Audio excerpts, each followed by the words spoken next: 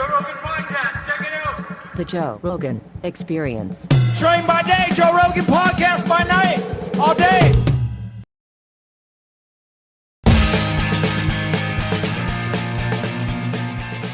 Oh, yeah. How much time do you spend looking at random leaves on television shows to recognize that it's a fake pattern, not created by the wind? No, I just, you look at scenes from Walking Dead and they enter this deserted town, as so many towns are when zombies take over. And the leaves, the autumn leaves are evenly spread in the streets and the sidewalks. And I'm thinking, some set designer did that thinking that this is what leaves do in the breeze. But that's not what they do. They collect. They circulate. They're like eddies in the air currents that'll collect them in one place and not the other. So we think if something's random that it's evenly spread. But in fact, there are many more collected elements in something that's random than we typically think. So I'm looking at your new ceiling here in Austin, Texas. And your star is beautiful, by the way. Nice digs you got here. Thank you. But the stars, the lights, are kind of evenly spread on the sky. Yeah, they don't look real. So that's how, and plus, you could have thrown at least a constellation up there or something. You know what I should do? I should get someone to make me one and just imitate the Milky Way. That'd be beautiful. Right. That'd be beautiful. And I'll be happy to certify it. I'm you give scared. me a call. You give me a call. Scared. I'm all in. I don't think you will certify it. I think it would be a real problem. I think it would be a genuine issue. So how you doing, Joe? I'm doing good. How you doing? Yeah. Austin is an old haunt of mine. Is it? Yeah, I met my wife here. I got my master's at UT Austin. My wife got her PhD in mathematical physics there. And I finished my PhD in Columbia, New York City. But we spent 6 years here, long ago. I love it here. We were here when Austin, Texas had 6 gates at the airport. Wow. And there was never more crazy. than one other car in front of you at a red light. Just picture that. A lot of folks remember that, apparently, and they're very upset. That I would be totally pissed off. The traffic here is still adorable. Adorable. It's ridiculous, cute traffic, and the people are so nice. It's just a completely different vibe. Yeah. From So Los I miss you, Angeles. man. So I miss you good too. to see you're still at it. I'm still at it. Still doing the thing. And I thought, I saw a few of your shows, and I said, we can bring some deep philosophical thought back, because I know that's a big part of you, right? Occasionally. No, yeah. it's in you. It's in you. When I'm talking to the right people. Oh, okay. Yeah, like you. Oh, yeah. Yeah, it comes out. It comes out. Good. But I've been it's in meaning you to come talk out. to you. That's all. I've been wanting to talk to you What quite do a you bit. got? What do you got? Well, all these UFO disclosures. Yeah. You're like one of the first guys that I want to talk to, because you always have a skeptical, inquisitive perspective on these things. You're not necessarily dismissive, Right. but you're not willing to just adopt this narrative that we're being visited by UFOs from another planet. Yeah. So it's, by the way, let's start with the military. Yes. all right? If there are glowing lights in the sky and we don't know what it is, they damn sure better look into it. Right. We give them folks $700 billion. Yeah. Make some percentage of that budget to check out the possible threat of things we don't understand. I used to think that was a lot of money until I found out that Los Angeles spent $1 billion on the homeless every year. Their budget for the homeless They this got year is a $1 homeless billion. budget. Okay. $1 billion, and they're not doing shit. All right. So when I look at like the military getting $700 billion, is that what they get? Yeah, Like, plus or minus. It we might need be to give them 600. more money. Clearly, they need more money. Because if you can't fix the LA homeless situation with $1 billion, how are you going to protect us with $700 billion? Well, it's not the same agency charged with it. They're better? They're better than the homeless people? No, I'm saying the mayor's office of Los Angeles Sucks. or of, Is that what you're of saying? Austin, right? Who's running what? I got in Exactly. trouble this past February What happened? when the electricity went out in Texas and it was cold. Just a couple of months ago. What did you say? What I say? I tweeted. I said, what did I say? I say, okay, right now, NASA landed a rover on Mars with a helicopter, and this is at 120 million miles away, controlling it, and it's on Mars where it's 100 degrees below zero. Meanwhile, Texas, where it's cold, has no electricity. So all I said was, maybe NASA, instead of politicians, should run Texas. That seems pretty reasonable. Some people just lost their mind. But that's just because the power was out and people were freaking out already. Plus, I don't do what you advised me the last time post and drop. What's the phrase? Post and ghost. Post and ghost. Yeah. No, I always peek at what people are saying. I want to know. You are too popular. When you're too popular, people get mad at you. Oh, Yeah. That's deep. And it doesn't necessarily have to make sense. But if enough people are angry and upset at their own lives and they just decide they're going to attack Neil deGrasse Tyson because he makes a poignant point. That's the. I try to have you smile about it a little. I mean, and plus, Texas is no stranger to NASA. NASA, Texas. Houston, we have a problem. Houston, we have a problem. Yeah. Okay. I mean, come on. That was not addressed to the governor. It was addressed to NASA headquarters. Yeah, people are just too easy to get upset. And also, you're just dealing with the numbers are just unmanageable of people online. I mean, how many millions of people do you have on your Twitter page? It's 14.5 million. Just imagine. That's randomly. a stupidly large number, and I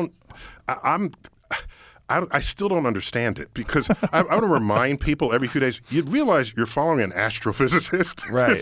There's still time to unfollow just in case this is something you did by accident. Yeah, but you're a different kind of astrophysicist. You're an entertaining educator, and that's so important because you make things fun. You make things fun while pointing out really important points, like really important things that we should probably understand about the way the universe works and physics. And well, thanks for thinking about it that way. I don't think about it that way. I think that the universe is inherently hilarious, and so I'm just sharing that hilarity with you. But what I also found is that when people smile, they learn better. Oh, for sure. Yeah, when they're less tense. Yeah, they're less tense, and there's a pleasing feeling that they had at a point when they learned something. And so that's got to work some kind of dopamine chemicals so that you say, I want to learn something again tomorrow. Yeah, I mean, science educators are so important because so many people equate, whether it's mathematics or science or even history, they equate it with boredom, right? I think not only science, but many academic subjects. Yeah. And what's that song by Alice Cooper? School's Out. School's out for summer, school's out forever. This is an anthem for people who hate school. Yeah. What else is that, right? Yeah. And then I thought to myself, when you're in school, your only job is to learn. And for that to be a chore means something is wrong in that school. I'm not blaming the people who are throwing their notes in the air, running down the school steps. I'm blaming the system that's not making school fun and entertaining, and it should be a place where you are trained to become a lifelong learner. Yeah. Where some infusion of curiosity, you get bitten by a curiosity bug, and then when you walk down the steps, you say, wait a minute, I don't want to leave school. I want to stay in school. Or if I have to leave school because I graduated, let me find other ways to continue to stay enlightened throughout my life. Otherwise, you get ossified in one way of thinking with one a dimension of information or facts or insights, and then you're stuck there and you think that's the world, and it's not. It's not, but let's put this into perspective. Think about the budget for the homeless. Think about the budget for the military. Now let's think about the budget that a school has to work with. And think about the fact that you have to take 40 kids who may not have been paying attention most of their life, and then all of a sudden you catch them when they're 14. Good luck. I mean, you got a lot of momentum behind them of them hating school. A lot of negative momentum. A lot of like maybe bored, disenfranchised teachers who've been teaching these kids are not into it, and then their hormones are kicking in so they can't pay attention to anything anyway. Yeah, it's easy for me to make these statements, but I'm not the one in the trenches there, especially in those middle schools where hormones are riding everything. Right when they start popping, the kids don't know what to do with them. Like, imagine your whole life. This is not the time to learn physics. I got to worry about my body, whatever. And then just trying to get 40 kids or however many is in the typical classroom to pay attention to the same thing at the same time. And to be interested in the same thing at the same time. There's a lot of intelligent kids that get left by the wayside because school for whatever reason, doesn't jive with the way they learn things. It doesn't mean that they're not smart. Well, I think we have similar. Each of us have, you and I have similar challenges in a theater audience, right? Now, you have the advantage that they're all fans, so they know where you're coming from when you do a stand-up routine. But still, there's 1,000 people or more who are different from each other. Some are old, some are young, some are left, some are right, politically. And you thread that, and I think you thread it brilliantly. You get people with you, and you get them to want to listen to you. So part of what I glean from people's reactions to my Twitter posts was that how you thought about that? I didn't know that. Oh, I thought what I posted was funny, but nobody laughed. That's useful information to me, okay? I want to know if I'm succeeding or not in what words I choose, what phrases, what ideas, what topics. And by the way, those touch points have evolved over the years. I've done this, a purposeful experiment. I took an identical tweet and just retweeted it 5 years after I first did it. And reactions are different. Because of the time. The times have changed. Yeah. That's correct. Yeah. And so if I want to stay effective as an educator, I will never want them to meet me at the chalkboard or whatever the boards are made of today. Because what is that? You're professor. Professor Neal is facing the chalkboard, drawing on the board, and you either get him or you don't. Right. Okay? But that person cannot claim to be an educator. The educator is someone who faces the audience and wants to know, how is your brain wired for thought? And if I know that, I have a chance of shaping knowledge, information, insight in ways that can best be received by your receptors. And yes, if it's a mixture, so you dance a little bit. You put out some feelers in this way. So if I have an audience and some of them are over 75, you look for the silver-haired folks, they'll remember, the later stages of the Second World War and early stages of the Cold War. I'll throw in a reference just for them. The 20-somethings won't know and they won't care. They probably won't even get it, but I'll go buy it quickly enough that I offer the other community demographic in the audience something else. And this is my way. Maybe it's a tennis match. I'm hitting the ball back and forth to different people. And that way I can take this body of knowledge that is the universe and have everybody share in it. Otherwise, I don't know that I can claim to be an educator. Well, you certainly can claim to be an educator, but maybe you're not making the best use of your particular abilities. Your particular abilities that are unique to you are your humor and your fun, your jovial, along with being deep and philosophical and talking about very heady things. I found that matters. People, like I said, people like to smile. Yeah, they like silliness. Yeah. You're a silly dude. It's fun. I mean, for a guy who talks about... Yes, it is a compliment. For a guy who talks about like really intense subjects, the nature of infinity. Yeah. And different kinds of infinities. And you remembered that? Yeah, I remember everything. Some infinities are bigger than other infinities. Which is what? What are you saying? I'm not going to let you get away with this alien thing, though. Bring it back. No, bring it back. Bring it back to this alien thing. Damn, I thought I could. So it's weird to me that now the Pentagon is saying that these are real videos that they've captured off of naval vessels and they're been hovering over defense systems and they don't know what they are. They don't know how they operate. There's a film that was released recently by Jeremy Corbell that also came from the Navy where it shows one that's a transmedium device. It actually flies through the air and then goes into the water. And this is being filmed. That's how they interpreted the information that was in front of them. Yeah, exactly. Just to be clear. Yes, but it did go in the water. There's a film of it actually going in the water, and they talk about it splashing down. They're monitoring it. Well, they talked about there was a Whitecaps where they think it was submerged, I think. Wasn't that the Well, we could description? see it. It actually went underwater, and then they went to look for it, and they couldn't find it. They used a submarine. They used sonar. They don't know what it is. Yeah, so I hope they keep checking to find out what it is. It'd be nice to know what that is. Oh, yeah. Something that can travel through the sky and also go through the ocean. That's pretty crazy. I want the military to understand that signal they're getting on their equipment. Yes. Because there's equipment between you and what's going on, typically. When it's sort of Navy sensors and trackers and that sort of thing. Other things are people things people see in the sky with their own senses, right? Yeah. Just the light in the sky, and it moves in ways they don't understand or can't explain. So, but a point I've made before, I'll just rehash it here. We live in a time where everyone is equipped with a high-resolution color camera and video recorder. Basically everyone. And if you run the numbers on it, it's about, I got this from someone from Google, there's about 6 billion photos and videos uplifted to the internet every day. And in that collection, you find really rare things that you only heard about, or maybe you saw the results of, but you didn't actually see it happen.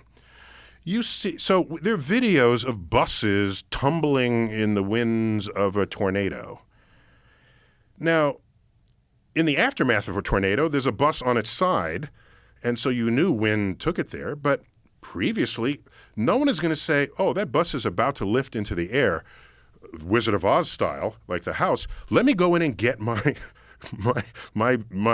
movie camera, Right. and then come back out and shoot this. No one did that. If you did, you'd be stupid. That you want to get the hell out of there. But everybody has a video camera. So we have images of this rare phenomenon, uncommon, hardly ever filmed, buses tumbling in the air.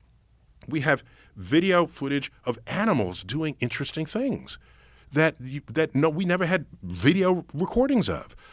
Like bears walking on 2 feet. Yeah, bears, and one of them righted a traffic cone.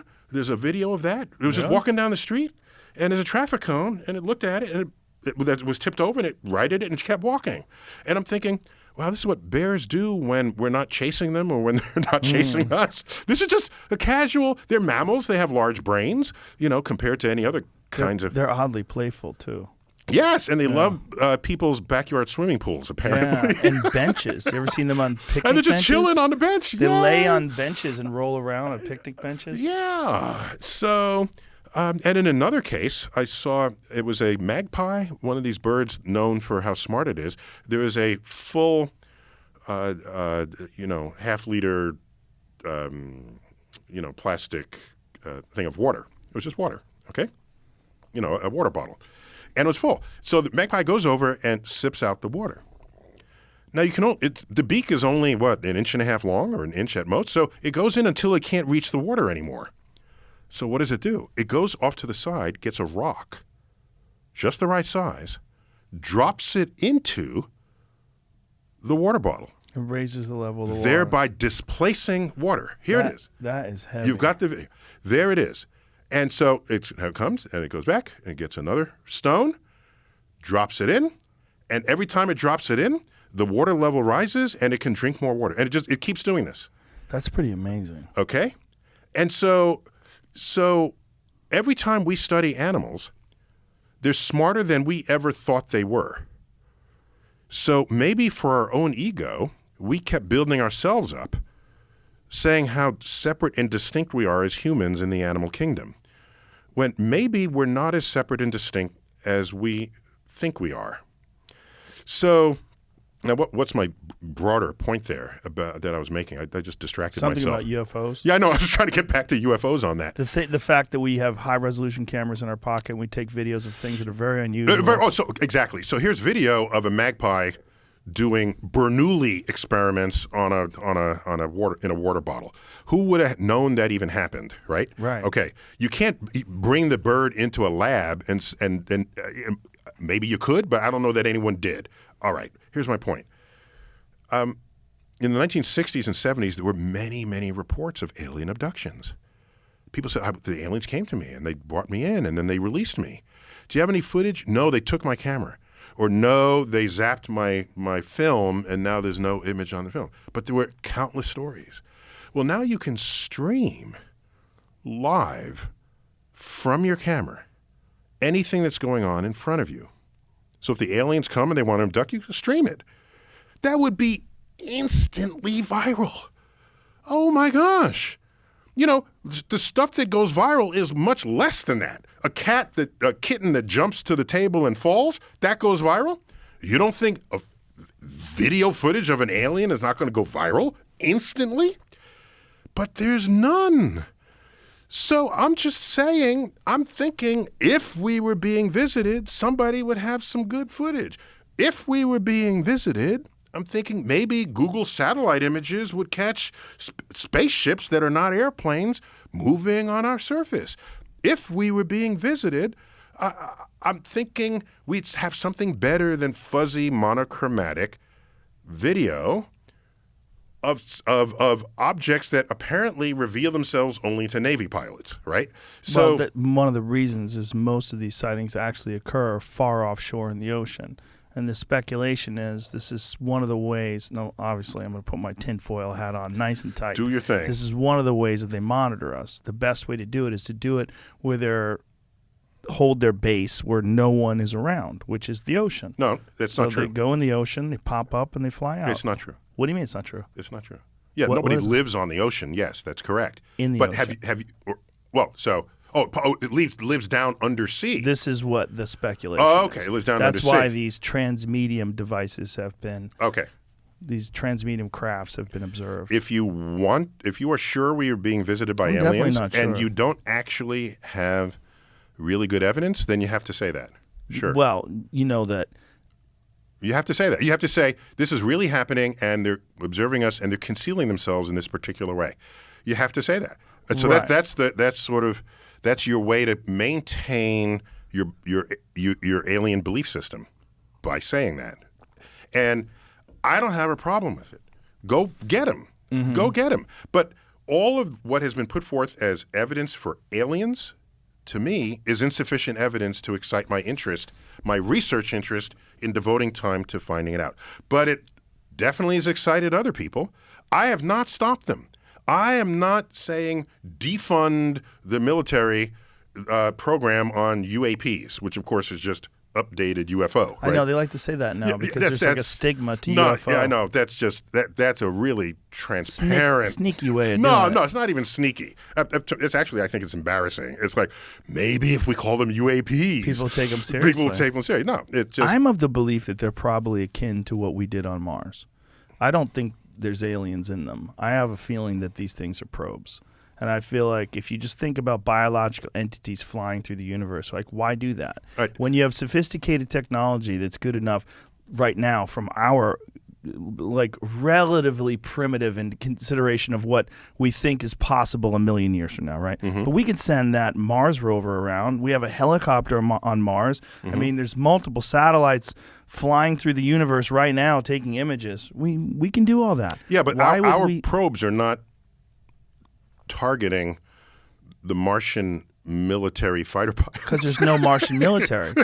But if there were, we They're certainly just would. sitting out in the open. Right, but if we had something like, are you familiar with one of the most famous cases was a case with Commander David Fravor of the Navy, who encountered with one or two other jets off of the Nimitz. They encountered this thing that was shaped like a Tic Tac. Yeah. Mm-hmm. You know the story. Everybody knows this, yeah. This story. It went from, they tracked it going from 80,000 feet above sea level to 50 in less than a second. They have no idea how it moved.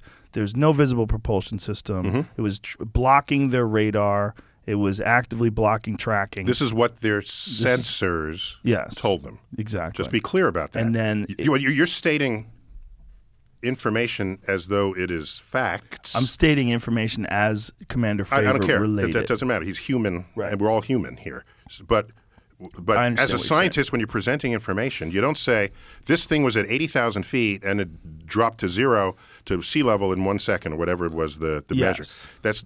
That's the wrong way to report it. What you say Okay. is, we have sensors that told us this is what happened. I understand what you're saying. Okay? Yes. That's a very important distinction. Yes. And so now, all right, your first question then, tell me about the sensors. Yeah. Okay, are they double checked? Are they, and so, but if you're just going to say there's this craft at 80,000, then everyone is thinking about a craft, and no one is thinking about the sensor. They actually saw it with their eyes too. This is something that they actually got. You can't see something at 80,000 feet. No, the actual visual on the craft. Okay. They didn't see it at 80,000 feet, but this craft, it's not just something that was tracked with equipment. Got it. But they didn't see it at 80,000 feet. Right. That's my point. So by the way, this level of attention I'm giving to the detail and the reporting of information, we do that with fellow scientists for much less Oh, for sure. than if we're being visited by intelligent aliens from another planet. Go to a scientific conference and watch the level of scrutiny we put on other people's work. If they have a sensor that has a new result, we'll say, did you calibrate the sensor? How long has the sensor been in use? I'll give you an example. Here's an example, okay? Do you remember Planet X? Yes. The search for Planet X. Nibiru. That was one. There were several incarnations of Planet X. Right. That was among them. Okay. That was the most wacky. I'm talking about 100 years ago, Planet X. Okay. Yes. 100 years ago? Well, there's several Planet X's, right? So Uranus was moving weirdly and nobody understood. Maybe there's a planet beyond it whose gravity we have yet to reckon in our equations. Boom! We discover Neptune. Wait a minute. Neptune is moving a little unfamiliarly. My phone is. Sorry about You're that. going to drop that thing and break it with no case on? So, I got the 12, and I can still do this. I'm just sorry. Yeah, it's I not get dropping. it. Last time you were here, you had a broken case. You're a broken back. Remember? So, why are you distracting me? Sorry. I was like on a roll. And Neptune. So Neptune. Gravity. We're looking at Neptune's orbit, and it's not following Newton's laws. And this is odd. Well, we've been down that road before. Uranus didn't follow Newton's laws. We proposed another planet, and we found it. So Neptune's not following all the laws of gravity that from all the other planets in the sun. There must be another planet out there, a Planet X. Let's look for it. Is that Bode's law? Bode's law is a fitting function that gets you. It got a little more attention than it deserved. It's just that planets, every next planet is about twice as far away from the sun as the previous one. So you just make a quick equation out of that. And, that's it? But it doesn't work for Mercury, and it didn't work for Pluto. And I thought it was based on the mass of the planet. no, not at all. Mass has nothing to do with it. Nothing to do with it? And it predicted the asteroid belt, but the asteroid belt, there's no planet there. Right. Okay. And if you glue together all the pieces of the asteroid belt, you get something like 5% the mass of the moon.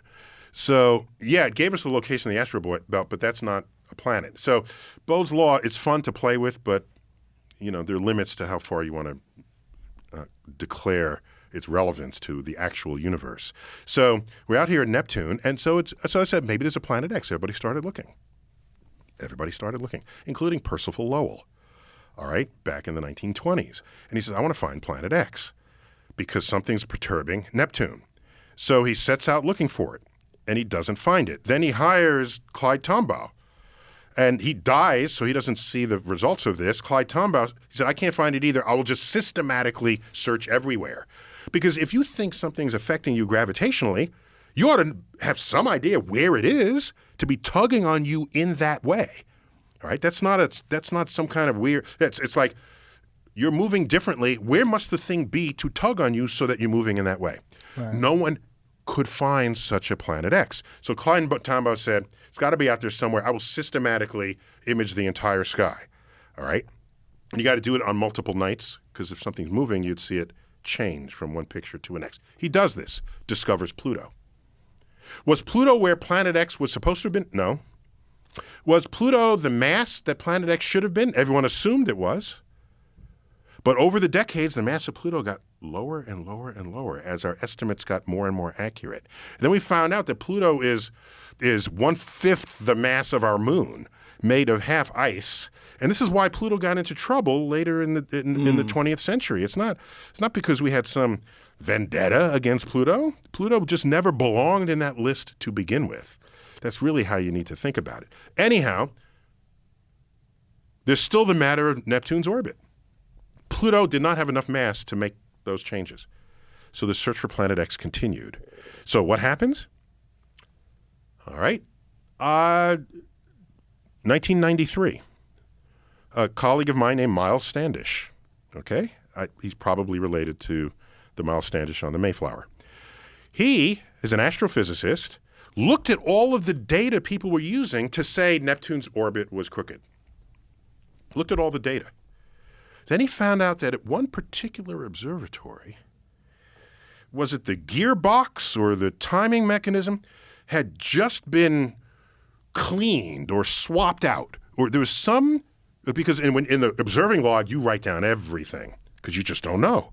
Okay, was there a glitch in the current? Was there a bird fly over? You make notes of everything. One of the observatories whose data was being grafted together with the other observatories had this sort of gearbox. I don't remember if it was a gearbox. There was some mechanical adjustment that was made. He said, I wonder if that had an effect on the positioning of this telescope. He removed those data from his analysis and fitted data to all the other telescopes that he had for the positions of Uranus, of Neptune. When he did that, Planet X evaporated in that instant. In that instant. There was no Planet X. All the other data, when he connects across, removing the data from the one where the observing log said they did something different, Neptune fell right on to Newton's laws. And so since 1993, there is no Planet X. And Pluto, and were it not for that, we probably would have been a long time before we discovered Pluto because no one would have looked for it. They found another, Pluto. Let me just finish the lesson there. Okay. The lesson there is you have information that you think is correct from your sensors. This was an observatory, a fine observatory. And you're going to say, this observatory says Neptune is misbehaving. But then you learned there was something wrong with the data. You throw it out. So I'm trying to say this happens all the time in science. You have to be careful what you're analyzing before you declare that what the thing measured is true, and then realign all your resources to address what you think is true, when it might have just simply been a glitch or multiple glitches or anything. And we do this all the time in science. So you were saying. Well, several things. One, when we're talking about planetoids and planets, the idea about Pluto is that Pluto is part of the Kuiper Belt, right? It's the first and currently known largest member of the Kuiper Belt. And it makes sense. You know, we didn't even know the Kuiper Belt existed in 1930. Yeah. So for us, it's just the ninth planet. But it's the tiniest and the littlest, and it's got a weird orbit that crosses the orbit of other planets, and that's a little weird, but we'll grandfather it in. Okay, Pluto. And then, wait a minute, you have brethren. In the 1990s, we discovered other objects out there with similar orbits to Pluto. So maybe Pluto is not the ninth planet. It's the first object in a new swath of real estate discovered in the outer solar system called the Kuiper Belt. And that's where it stands right now. And this Kuiper Belt, there was some speculation. Now, I read this quite a while ago, so forgive me. But there was some speculation that we might be in some sort of a binary star system, and there might be a burnt out star that's way, way, way outside of our solar system. Yeah, I mean, and that's causing the galactic shelf to drop off. Like this Kuiper Belt is responding to some other gravity that's way out there. Is that correct? Okay. So did I garble all that up? You mix like 3 or 4 different scenarios. That's common for me. There was a while there where we looked at the extinction records of species on Earth and found some periodicity to it. I forgot, was it every 20 million years or something? There was some period that repeated where the fossil records showed a dramatic drop, or a mild drop in the species count from one layer to the next in the geological sediment. And so if this has a rhythm to it, there is nothing in the solar system that has a 20 million year rhythm. So someone suggested maybe the sun has a really eccentric, as in its orbit, it's in a binary star system where there's another star that plunges in through the solar system, coming through the Kuiper Belt, and then goes back out in this dance with the sun.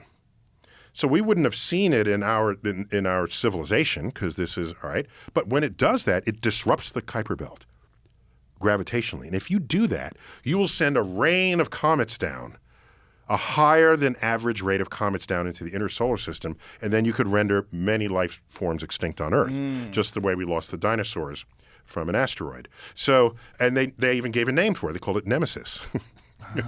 That was the Nemesis double star system of the sun. But so we took a closer look at the data. It turned out it had been filtered in a way that revealed rhythms that were not really there.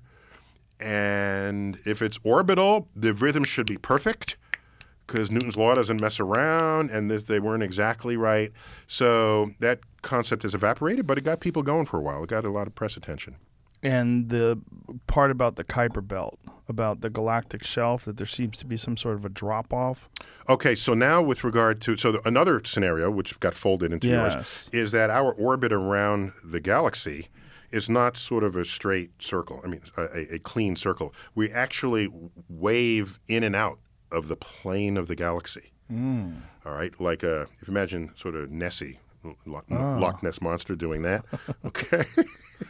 So to imagine that, so our orbit, our entire solar system is dipping up and out and through. So another suggestion was, in fact, I think there was an entire book on this. Forgive me for not remembering the name. It suggested that the entire solar system, as it passes through the plane of the galaxy, that disrupts the Kuiper belt as well. And that lodges, it's basically the Kuiper belt says lobbing comets bed down into the inner solar system. And so you can look for that in the extinction record as well. So, and it was suggested that that might have been what took out the dinosaurs, one of those kind of passages through. So, but anyhow, yeah. I mean, there's no shortage of excuses for killing the dinosaurs. Yeah, for sure. They're out there. When you think about this idea of everyone having these video cameras in their pocket and high resolution imagery, and where is that stuff? But the absence of evidence isn't necessarily evidence of absence. It can be. So I'll give you an example. Okay. Because that's a mantra. Right. All right. And in science, so philosophically, that's true. But in practice, in science, we do that all the time. Okay? So I'll give an example. It's a contrived example, but it's a clean example. There's a cave nearby. You're a mountain man, all right? And there's a cave nearby. And you're worried it might have bears in it. So you don't want to go poking around. So you conduct some experiments. So here's what you do. You put chalk dust around the entrance to the cave, and you check it every day for a month, and there are no bear prints in the chalk dust. Winter comes, okay, and you notice there are no footprints in the snow. Of course, well, maybe the bear snuck in and you didn't see it, and it's hibernating. That could be so, perhaps. Well, you wait until springtime. So you keep doing this without ever going in the cave, and you have no evidence of a bear going in and out of that cave over a normal cycle of time that a bear might go in and out of a cave. Mm-hmm. That is evidence of absence, in a sense. Okay? In a very specific place. Correct. So at that point, you'd say, well, I didn't go in the cave to check, but I have enough evidence to say the bear is not there. Right. So it's the thing, you can't prove a negative. I kind of just did. I'm saying there is no bear there, and did I prove it in a fully logical mathematical sense? No, but scientifically, I've gathered enough information to convince me there's no bear in the cave, and I will operate on that assumption going forward. And so much science happens that way, and it works. And you think that's a valid way to dismiss the lack of UFO evidence because these people have these phones and they're just all filming and taking photographs of things constantly? Why would happen? You can ask. You're perfectly allowed to say what would happen if we were visited by aliens, and you crowdsourced the access to aliens among 7 billion people in the world. Okay? How many people are out in the middle of the ocean? So I was going to get to that. Have you ever seen the flight paths of airplanes in a single day, single Yeah, it's 24 pretty hour. wild. It is completely wild. It's like, what the? If you show this to the Wright brothers from 1903, dude. Across the oceans, of course, there are traffic paths, right, where you're more likely to find them than in other paths because there's either no destination there or the Great Circle route doesn't favor it. But you look at how often every single day the sky, the airspace is crisscrossed by way more commercial carriers than military vehicles. And I'm thinking you'd have an encounter with something that was not a fuzzy object that no one can describe. They would photograph something through the cockpit window. I mean, why not? You'd see something. There was a recent sighting by a bunch of American Airlines pilots, by two, I should say, not a bunch of. Yeah, it can happen. Again, you get the more. I don't know what I'm looking at. Yeah, but was it detailed? Did you have? If you had a guess, if you had a bet, like if you had a pile of money, and you have to put it on green for aliens or red for horseshit, where are you putting your money? You're forcing a binary decision here.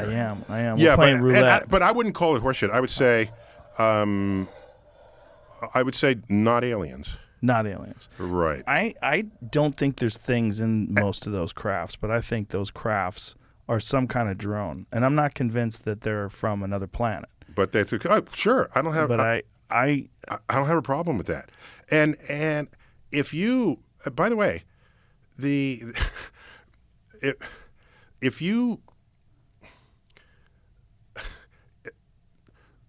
if this thing that they see out the window, okay, and they don't get a good photo, or it's still fuzzy, or it's still a light in the sky, and I'm saying, okay, I'm not yet convinced, but it's something. Fine, go invest resources to figure it out, especially if you think it's a security risk.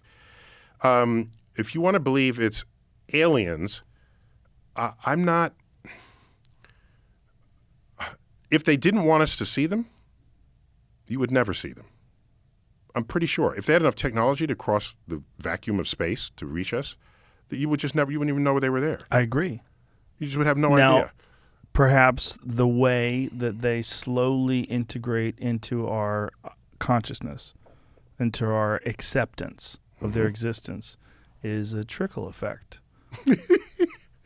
Okay. Every now and then we see a video. Now think of the hubris of us saying this advanced civilization of aliens who can cross the gaps of space are interested in us and our gonads, and they want to paint circles in our crops. That's kind of weird, I would think. Okay, I hate this argument. I just think it's a little Just to weird. tell you, I don't think we're that interesting. I think we're really fucking interesting. I To- think to we an can advanced- nuke the entire planet many times over, and yet we don't. We did it once in 1947.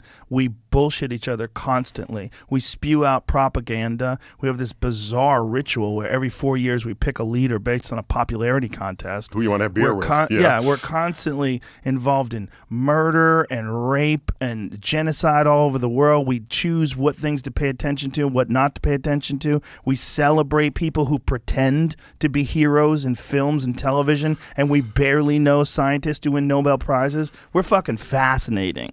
We're the weirdest things. To whom? The weirdest things. Listen, if you studied us, if you were from another planet filled with things like us, like there was another planet of us, and we found a planet doing the exact same kind of nonsense that we do somewhere else, we would be riveted. Here's how I think about another planet. All right, Okay. if I can share this. This is a little deep. If you're ready for that. please. Okay. So, whether you are vegetarian or omnivore or carnivore, you must kill something that was alive to survive. Okay? Yes. The only thing that you consume that was never once alive is sort of basically milk and honey, okay, and salt. Everything else was once alive. You're killing. And, of course, vegetarians are doing it as well. In fact, I'm intrigued that vegetarians in particular will focus on the baby version of the plant they would otherwise be eating. baby spinach, baby carrots, baby arugula, baby this, baby that. And on the sort of reproductive organs of plants, let's eat the flowers or the seeds or the nuts, or these are things that the plant's trying to make another plant with.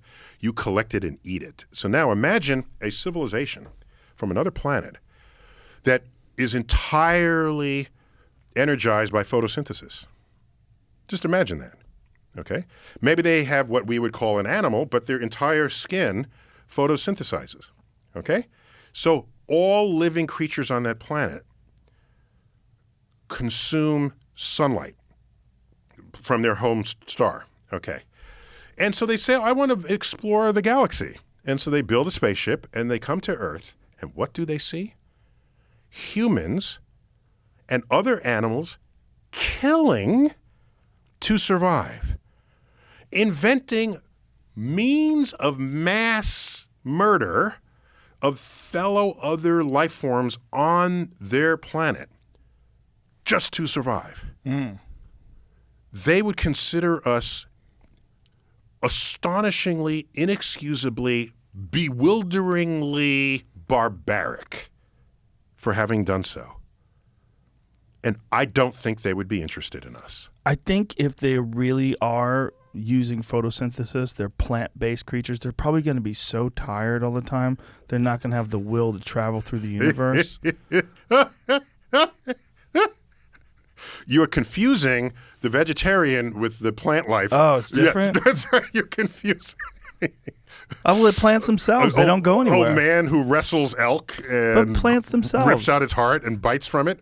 Is that what Plants you did on that don't go hunting anywhere. trip? Plants don't go anywhere. They just sit. They just stay put. Oh, yeah. They would also say. Nothing that uses photosynthesis moves. But I'm talking about another planet. Just imagine a planet that's the case. I know. In my planet, they're all lazy. Okay, but except consider an encounter between you, your car, and an oak tree. You lose. Yes. Okay, Well, and the oak tree again, produces and still not moving. It has because it doesn't need to. Right. All right. Here. Okay. Can I name drop for a minute? Please. Can I name drop? I love a Okay. good name drop. Okay. Steven Spielberg once Oh, swung you by know my him? office. Well, we've met. And Tell him I'm a big fan. I'll tell him. And he had one of his kids. He had several kids. He had brought one to the Hayden Planetarium in my office. And the museum got word that he was in town. He has an apartment nearby. So they asked if he could come by in addition to other activities at the American Museum of Natural History in New York City, where I work. That's my day job. So he comes in and we're talking, and I say hi to his kid, and it's fine. Kid's like in middle school at the time. And so I said, I got to talk to him about some of his work. So I said, let's talk E.T. He said, sure. That's when I learned. He said he imagined E.T. as vegetable, not as animal. And that's why, among other reasons, E.T. has this power to rejuvenate plants with its finger, because it's actually a plant. And so that's an example. No, it's fictional, of course, but it's an example of thinking outside of an earth box. Sure. And if you think outside of an earth box, there you go. That is a life form that would not understand us. They would think how could such a world exist? And on top of that, there's how we treat each other. Yes. All right? And by the way, I bet, I'm one of those who's a little worried when we give our return address broadcast out into space, because you don't give your email to strangers in the street, yet we're giving the coordinates of Earth broadcast out to the gaps of interstellar space. So I'm a little worried about that, but then I think about it and I say nearly every portrayal of an alien in Hollywood is evil. Going right on back to War of the Worlds with H.G. Wells. And I'm thinking, why? Do we have any insights that aliens would be evil? Or is it really a mirror to ourselves? It's not imagined knowledge of how aliens would behave. It's actual knowledge of how we have behaved. But what about the day the Earth stood still? It's one of the first. Well, it's one of the rare ones where one of the aliens. Well, no, the War of the Worlds long predates that by As a half book. a century, right? Yeah.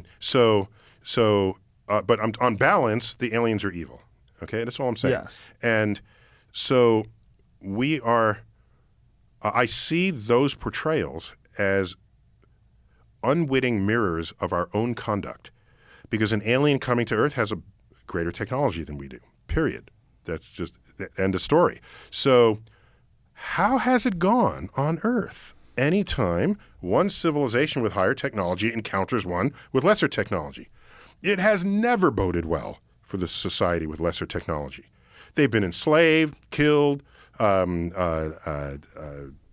in camps, exterminated.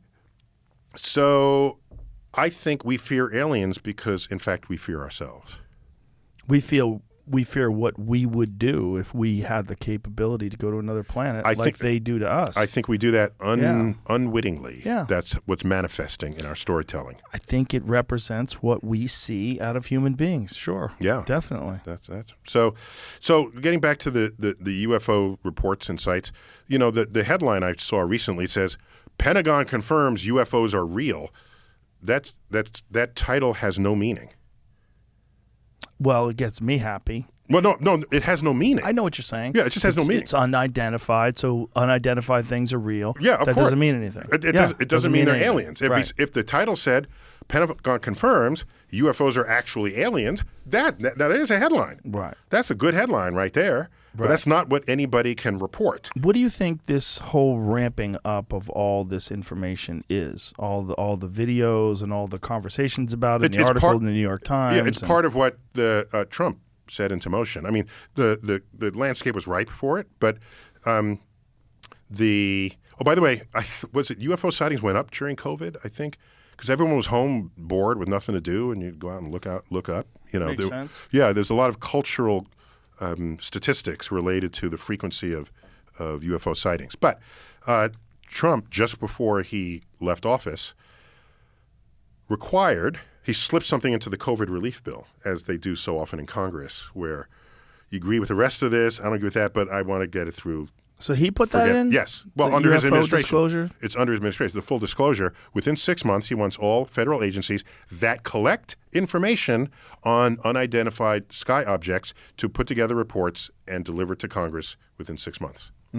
Fine. I don't have a problem with that. What's weird, though, is this belief that somehow the government is some repository of knowledge and secrets that we don't otherwise have access to.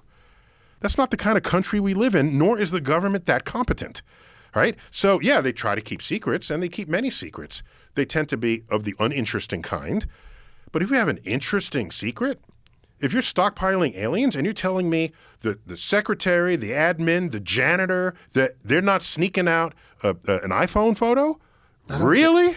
Really? Do you think it's that simple? Really? Really? Do you think it's that simple? Christopher Mellon, who worked for the Defense Department, he came on and was talking to us about. You get all the inside folks here, yeah. And it was an intriguing conversation because he is of the belief that they have had access to some objects and some crafts and some things that are unexplainable and don't seem to come from any technology that and I don't want to put any words in his mouth, but any technology that we're currently capable of reproducing.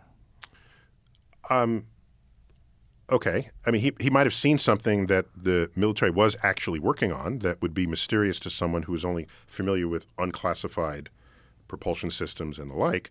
So, do you think it's possible that a propulsion system so outside of the norm, something that is not working off burning fuel, something that's working off some new technology that is, whether it's some sort of gravity distorting or gravity-based technology, that could actually be conceived in a vacuum where they could get the top scientists that work in propulsion, people that do understand, I mean, as much as we do understand gravity, as much as we understand the possibility of some sort of propulsion system, it's pretty minimal, right? In terms of like the mainstream. Yeah, we're still primitive with our propulsion systems. Is it possible that this could all be done in a vacuum, that it could all be done without anybody ever having known about it, and they could produce something that's so preposterously advanced from anything we've been capable of making before? Advances tend not to be large leaps like that. They tend to be incremental. It's more likely that it's from a different source than from human beings. if what he's describing is true, then it would not be incremental. I mean, we tend to do things incrementally. Incremental. That's just the nature of discovery and human innovation. So if something actually can move the way supposedly these units that these various tracking systems that they have that can follow something from 80,000 feet I'm saying above we don't sea understand level it. We don't understand yeah. it. Yeah. If it's actually a thing, we have there's no physics that explains it that we know of. That's and if correct. something can move that way, if it's confirmed that the systems are accurate and that this thing does move that fast and can do things that are beyond our capability currently as far as we understand it, would it be more likely that it would come from some other advanced civilization outside of Earth, or would it be more likely that it was conceived in a vacuum here without anybody having any access to any of the technology in these incremental forms? So it's possible you can have black ops, as they say. This you look at the airplanes that came out of Lockheed Martin during the Cold War. These were all secret, and they gave the engineers kind of incremental. Sure, but they looked really different, and they behaved very differently, and they had so yes, it was still incremental. But let's imagine a deep black ops where they're making their own incremental changes, but you don't get to see them. So that by the time it shows up, it looks like it's a big leap, even though they got there incrementally, and that was unreported. Sure. Doesn't science rely on other scientists to coordinate with, like other scientists to review data and to share ideas? And it also presumes that the government has the best scientists, and that's simply not the case. Right. Yes. That's what I would always think. The best scientists are going to go to the private sector because there's more money there. Or academia, where you have freedom of research. Some will go because you can.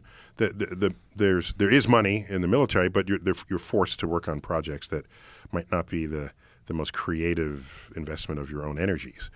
All right, you hire a physicist, make a bomb at the end of this. So it would take something pretty monumental for you to shift your belief to this is probably. It's not belief. It's show me an alien. Give me something that. I'm not of the belief that these things are populated. Okay. They may be, and maybe it's happened before.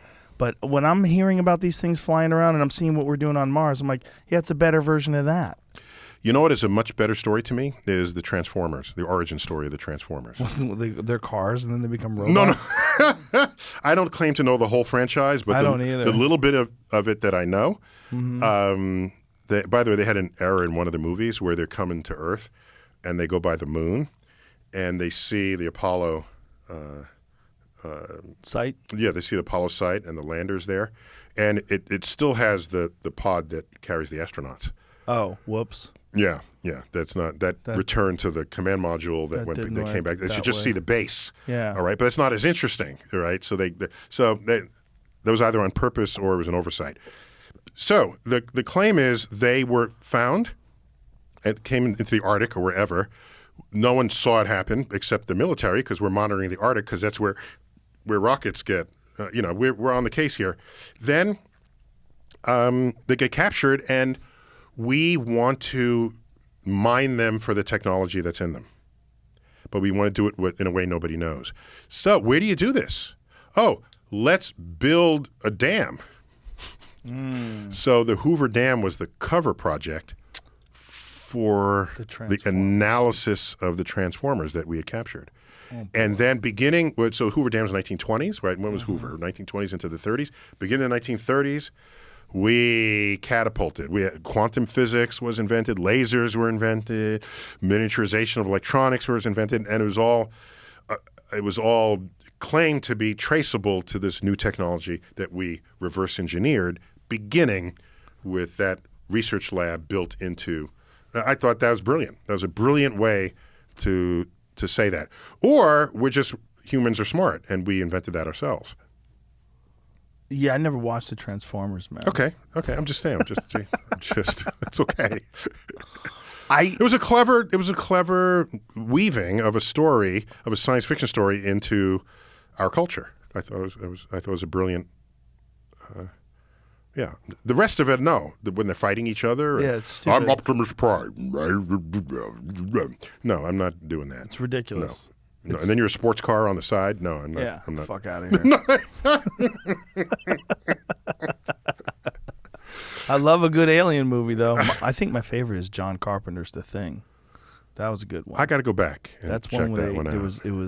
it had crashed into Antarctica or something like that. It had been frozen forever, and then they discovered it. They were like digging in, and they found this thing, and then it came out, and it would transform and become like an identical copy of whatever it touched. You don't remember that with Kurt Russell? I don't think I saw. No, I didn't see that. What I do know, the Blob, I thought was a was a good very one, too. creative alien. Oh. That one didn't have a mouth or legs Right. or arms or teeth or eyes or stomach or that. And they could go through the air conditioning ducts. It could ooze under the door. You couldn't avoid it. And what people forget about the Blob is that when it first landed, it was completely transparent. After it ate its first victim, only then was it red, and it was red for the whole rest of the movie. Really? Yeah. I don't even remember that movie much. Yeah, it had Steve McQueen, one of his first films. Was it really? Yeah, Steve McQueen is Steve in it. McQueen was in The Blob? Yeah. Wow. Yeah. When I look at what we're doing with human beings and, the replacing people's knees and replacing people's hips and artificial this and artificial that, and then with CRISPR and genetic engineering, I think it's a matter of time before we are some sort of symbiotic thing. We're partially created by, whatever technology is available at the time, whether it's 100 years from now or 500 years from now, something that's going to be superior, that's not going to provide us with all the problems. It's already happened. You just Yeah. don't think about it that way. With your phone and your No, glasses. no. Even before that, we are symbiotic with chemistry.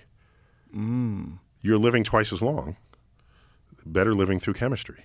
Sure. Okay, we control your cholesterol, your inflammation, we know how to reduce the chance of stroke. So you're thinking very narrow on this. I need a new kneecap, or I need a new this. The fact is, science and technology has already been infused in the human condition in a way that, for example, has doubled our life expectancy within the last 150 years. So it's already happening chemically. So now you want to do it mechanically because that requires material science, and that's a much later field than chemistry was developed in order to contribute to what our lives are. Now you want to get into our DNA. That's just the next level. Okay? Now, are we going to have some internet infused in our head? I don't think so.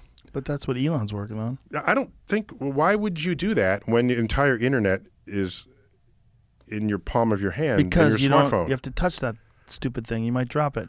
What you're saying is, I don't want to touch this. Yes, open up my skull and put in an internet transmitter. Yeah. That's better. But it makes you smarter. So does the smartphone. No. But much smarter. What he's saying is it's going to increase the bandwidth that you have to access information. You're going to be able to access information quicker because it's not going to go through all these. Okay, so people can do stupid things quicker in the face of they information won't do that they stupid think is things. correct. One of the things that Elon said to me is people will no longer have to talk with words. You're not going to have to speak with your mind. Look at what people are doing with the information they currently have. They don't even know what is true. Some people. Now you want to accelerate people. that by a factor of 1,000. Yes. Maybe they'll learn. That is the missing chapter in the apocalypse in the Bible. Okay? Maybe it's not. Maybe it's the cure. Maybe when people are acutely aware of what they actually know. Don't equate knowledge with wisdom. Well, maybe It's it can not the bestow same thing. wisdom. I don't find wisdom on the internet. I find knowledge. You can find some wisdom. Wisdom. You got to go to the right people. You got to go to the correct meme pages. No, okay, but but you got to plow through the knowledge, some of which, much of it, maybe most of which is false. That's a problem. But occasionally you get nuggets of wisdom. Yes. Want to see a nugget of wisdom? You got one? Yeah, I'm going to show you one. Show me. You got one I'll now? send it to Jamie, and Jamie, you'll put this up. Okay. This is a piece of. By the way, I'm all in for wisdom. I bet you are. Okay. Because when you look at the arc of there's in science, you want to convert data to sort of facts, and facts into knowledge, knowledge into insight, and then ultimately insight into wisdom. And that wisdom will help you make better choices. Yes. And help you understand the world you're living in. Correct. That's what it is. So you got Wisdom. Just so you know, this is the guy calling you a Nazi on the internet. Okay. All right. So now don't you feel better about like digging into your Twitter? That's just a later version of that very first comic in the New Yorker when the internet came up. And there are two dogs on a computer, and one dog turns to the other. The good thing about the internet is no one knows you're a dog. That was like 1991 or Was it something. really? Yeah, it was very early. Very early. Wow, you can probably find 91? it. Yeah, have them bring it up. Wow. No one knows you're a dog. It should go straight to it. That's pretty brilliant. Yeah. And so I've been thinking that the entire time. There it is. Oh, Put it up. On the internet, nobody knows you're a dog. What year is that from? Does it say, Jamie? Oh, it's got its own webpage, wiki page. 93. Wow. Yeah, very early. I said 91, so it's 93 from the New Yorker. Yeah. What year were you on? Oh, I'm a scientist, so I was You were on on from the 19. 80s? I was programming computers in high school, and I'm graduating class of 1976, so I'm an old fart. But we had, very large, clumsy computers, but I was programming them in. I had my first email account in 1981. Wow, Yeah. 1980. That's Yeah, but you can only crazy. talk to other scientists. I mean, who else? You're Still. not sending email to your grandmother in 1980. Did you anticipate it was going to eventually be public? Oh yeah, I saw the trends. I didn't anticipate that everyone would agree to put all the world's knowledge on it. I thought it would be very selective knowledge. The idea that Wiki works at all is astonishing. Pretty crazy. Yeah, it's a pretty crazy fact. And I'm happy to boast, my field has very excellent wiki pages on Pluto, on planets, on black holes. A lot of us are really good educators, and we know they're not just textbook pages, they're really informative. So, and there's very little misinformation on it. So I'm very happy about that. That's extraordinary. How do they filter that? How do they make sure that misinformation doesn't get... So I hate to name drop again, but I had one of the founders of Wiki in my office, and he wanted to know, what does he do about people who are pirating pages? Because back then, anyone could edit any page at all. Oh, right. All right. And they now have they can close a page, has to be reviewed, but that violates the spirit of the wiki concept, because you don't know if the person who wants to edit it has more insight than everybody else who even wrote the page. Right. You don't know that in advance. What, are you going to interview them? No, that's not realistic. So I thought I had a really good idea, but he didn't take. What was your good idea? You have an edit index for every article. And so the edit index it tells you two things. The rate that people have made changes to that page. It's one dimension of information. Another one is it an in situ edit or is it additive? That's important. Because if there's some celebrity who dies, you'll edit the page by adding a paragraph, though they died in their sleep or whatever. So that's editing, but that doesn't put the content at risk if you're just adding information. So if I know that a page has been edited 40 times in the last 3 days, Malarkey. then the likelihood that information is objectively true is very low. And so when you're doing a book report or any kind of report and you're citing wiki pages, you would have a side index that tells you this page is rife with conflicting and contested edits. Now that I know that, here's what they said. Whereas other pages that are stable, I think we have a good right to say this contains objectively true information. And you would be able to make the judgment yourself.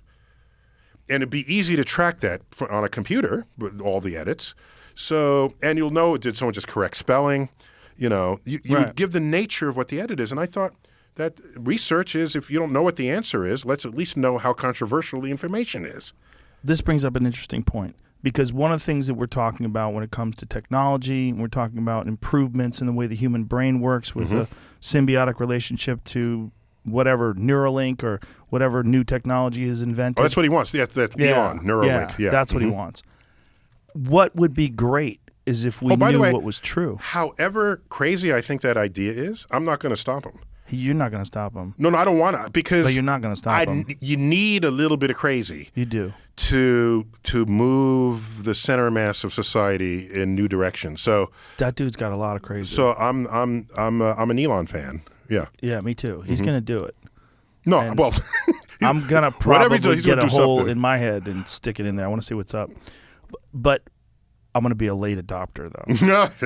I'm going to be like Gen 4. I didn't buy a Tesla until like 2 years ago. Really? Okay? Oh, no. Yeah. No, I was You know what I'm early, saying? and I had them. Yeah, they had them many years before. Yeah. The Roadster was first out. Yeah, the little Lotus Elise clone. I couldn't fit in it, so I couldn't. Oh, you're a big I hit fella. my head. I can't. Yeah. My shoulder went across the midplane of the seat, so I have to be there with a small other human, but two of me wouldn't be able to fit in the front seat without being very snuggly at the deltoid.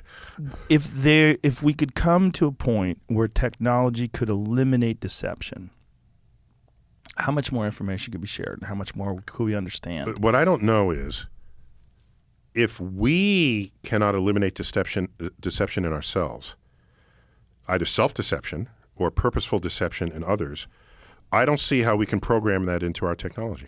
But I think we can, if we can understand whether someone's telling the truth or not. If it's clear and glaringly obvious, if you and I are talking and I start talking to you and all of a sudden a green light pops up, which indicates I'm full of shit, you'll see it and I'm like, oh, my green light's showing. No, but that assumes that things are either true or false. And that's just not true. That's not the actual world is way more nuanced than that. Right. So unintended deception. So, for example, I can think something is true. Right. And what you're basically saying, not to put words in your mouth, is that everyone walks around with a lie detector on their forehead. Yeah, that's a bad idea. That's a bad example. Well, you just said this, and I know. All right. Yeah. So everyone has a lie detector, and if I think something happened, even though it didn't, then I'm telling the truth. I'm telling you my own understanding of the truth. Which is a problem with some people with some stories, right? You can't then indict me Yeah. for that truth being wrong if that's how I saw it. That's like the umpire. That's how I called it because that's how I saw it. The umpire's not being evil. That's just what they saw. So that's one problem with that. Another one is there's so many things that are, and that's what makes the world interesting, I think, so you want an example of where the truth is nuanced. I can't think of off the top of my head, but I'm just telling you that in almost every case where someone wants to turn a question into a binary answer, they're doing a disservice to human intellect, to the real world that's out there. I'll give you an example. So, how tall are you? 5'8". 5'8". Okay. Presumably you measure that with some kind of tape measure. All right. So, are you 5'7 3/4"? It's probably closer to that.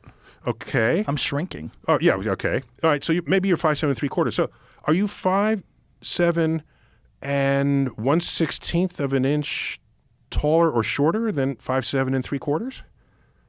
I don't know. We'd have to bust out a tape measure. Well, so now, okay, so let's say you are within that. But wait a minute. The line that identifies a 1/16 of an inch itself has a width. So where are you within the width of the line that you're using to report how tall you are? So we're giving rough measurements. Anytime you give a measurement of something, it can never be exact. But you get an understanding of it, like go a mile down the road and then take a right. Okay, but if I have a truth serum and I say, was it a mile? No, it was 1 1/8 of a mile. But what if you get Then to a mile and there's no right turn? Do you just shut your car off and starve to death? Or do you go, let me figure this out. It looks like 30 more feet, I take a right. It's a mile and 30 feet. Okay, I'm not going to nitpick. I'm just going to take a right at a mile and 30 feet. Your brain red light, green light device would say the person was lying. Yeah, that device sucks. Okay, Forget I came up with that idea. All right. I was just trying to say. My thought was just eliminate purposeful deception. Like if you knew someone was lying to you, con artists, Ponzi scheme people, someone's trying to fuck you over. If you could be clear that what this person was doing is they're not really going to make you a lot of money. They're trying to rip you off with a pie in the sky idea. Okay, you know what device that is? Deception. You know what that is? What? There's a device. It's called logic. Science literacy. That's right. How to know when someone else is. In fact, I just tweeted that recently. Well, Science literacy. Your boy Steven Spielberg got busted in a Ponzi scheme. Is the power to know when someone else is full of shit. But if you're dealing with something like Bernie Madoff, right? You look at his returns and say, these don't match anyone else's returns. How is this freaking possible? Because he's a G. Because you want to believe what he's doing. Right. And that's not his. Is it his problem or is it your problem? That you want that outcome so badly that you are allowing yourself to be conned. That's how conning works.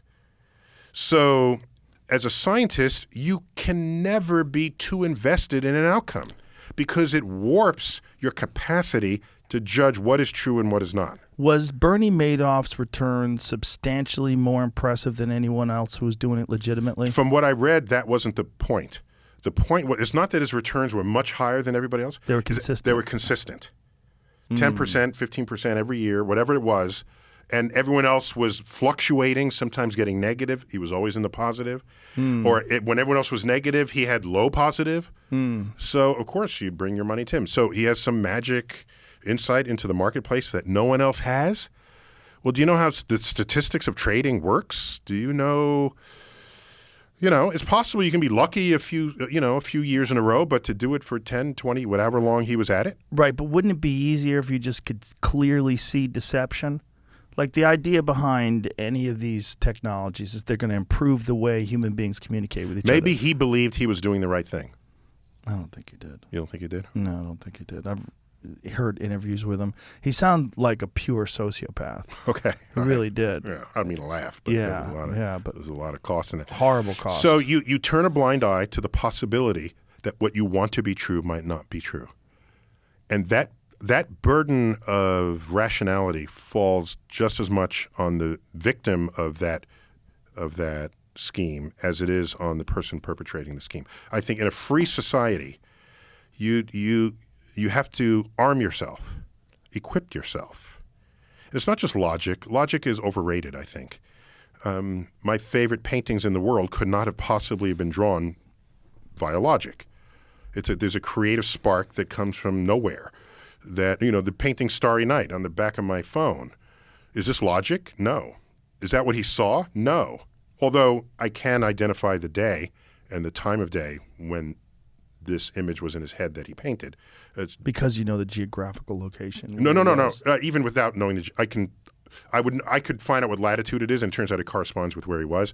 It's the phase of the moon and the location of Venus at that angle relative to the horizon. You can nail that. And so I got it for June 21st, 1889. Turns out that is the year he painted, and he was in, northern, I forgot where he was, north of France somewhere.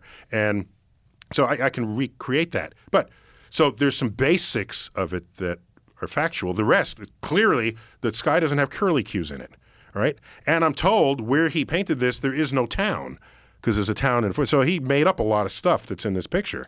But that's not what he saw, but it's what he felt. Well, it's just I value how people feel. Yeah, sure. It's artistic interpretation. That is the full dimensionality of what it is to be human. Yeah. So I'm a world of just logic. I don't want that. I'm not necessarily saying the world would just be logic, but imagine how. Look, it's one of the things that makes people interesting is that we're so complex. Yes. And in communicating with people, there's so many layers and depths, and so many people are so different, and you find these unique personalities, and it adds flavor to your life. And by the way, the future of gene editing, if we want everybody to be a certain way, that takes away the diversity of human That's what I think behavior. aliens are. That's why they all look the same. They all get the big heads and the big eyes and the little tiny bodies. That's where we're going. I want to get an alien that's jacked. Like The Rock. Comes down off the thing. Who's first? Give me Yeah, The Rock as an alien. Imagine if all aliens were built like The Rock. Yeah, I think I think the thinking is that they're in the future and they're advanced and they don't need their body to be advanced, but their brain is advanced. So well, and also they're using telekinesis, and they probably have the 50th version of Elon's Neuralink installed. I'm not dismissing the beautiful things about people, whether it's our artistic creations or just communicating with people. It's the fact that we're so complicated and there's so many different layers of emotions and the history of your own life that you're adding into it. There's a lot of cool things about being a person, but what's not cool is deception. And then if you got rid of deception, could be eliminated. Could you have novelists? Everything in a novel is a lie. Yes, it's a lie. It's creative. It's not a lie. They're not pretending. It's a lie. Steven Spielberg is not pretending. I invented somebody that does not exist. Yes, but I had to make decisions. It's very different. It's creation. There's a very different thing going on. If artistic creation is very different than a lie. So you have to have, in addition to your lie meter, you have to judge whether someone is being creative in the thing they're telling you that's not true. Well, if they say it's a nonfiction book, then they're lying, right? If it's a fiction book, then they're being creative. If someone's being deceptive in a nonfiction book, that's a bad person. But if someone is writing something like Salem's Lot from Stephen King, this crazy story about a town that gets taken over by vampires, that's just fun. Mm-hmm. So he's not lying. No. There. Okay. He's a creative person. He has imagination. I just worry about will still exist. The unintended consequences of restricting people's capacity to deceive.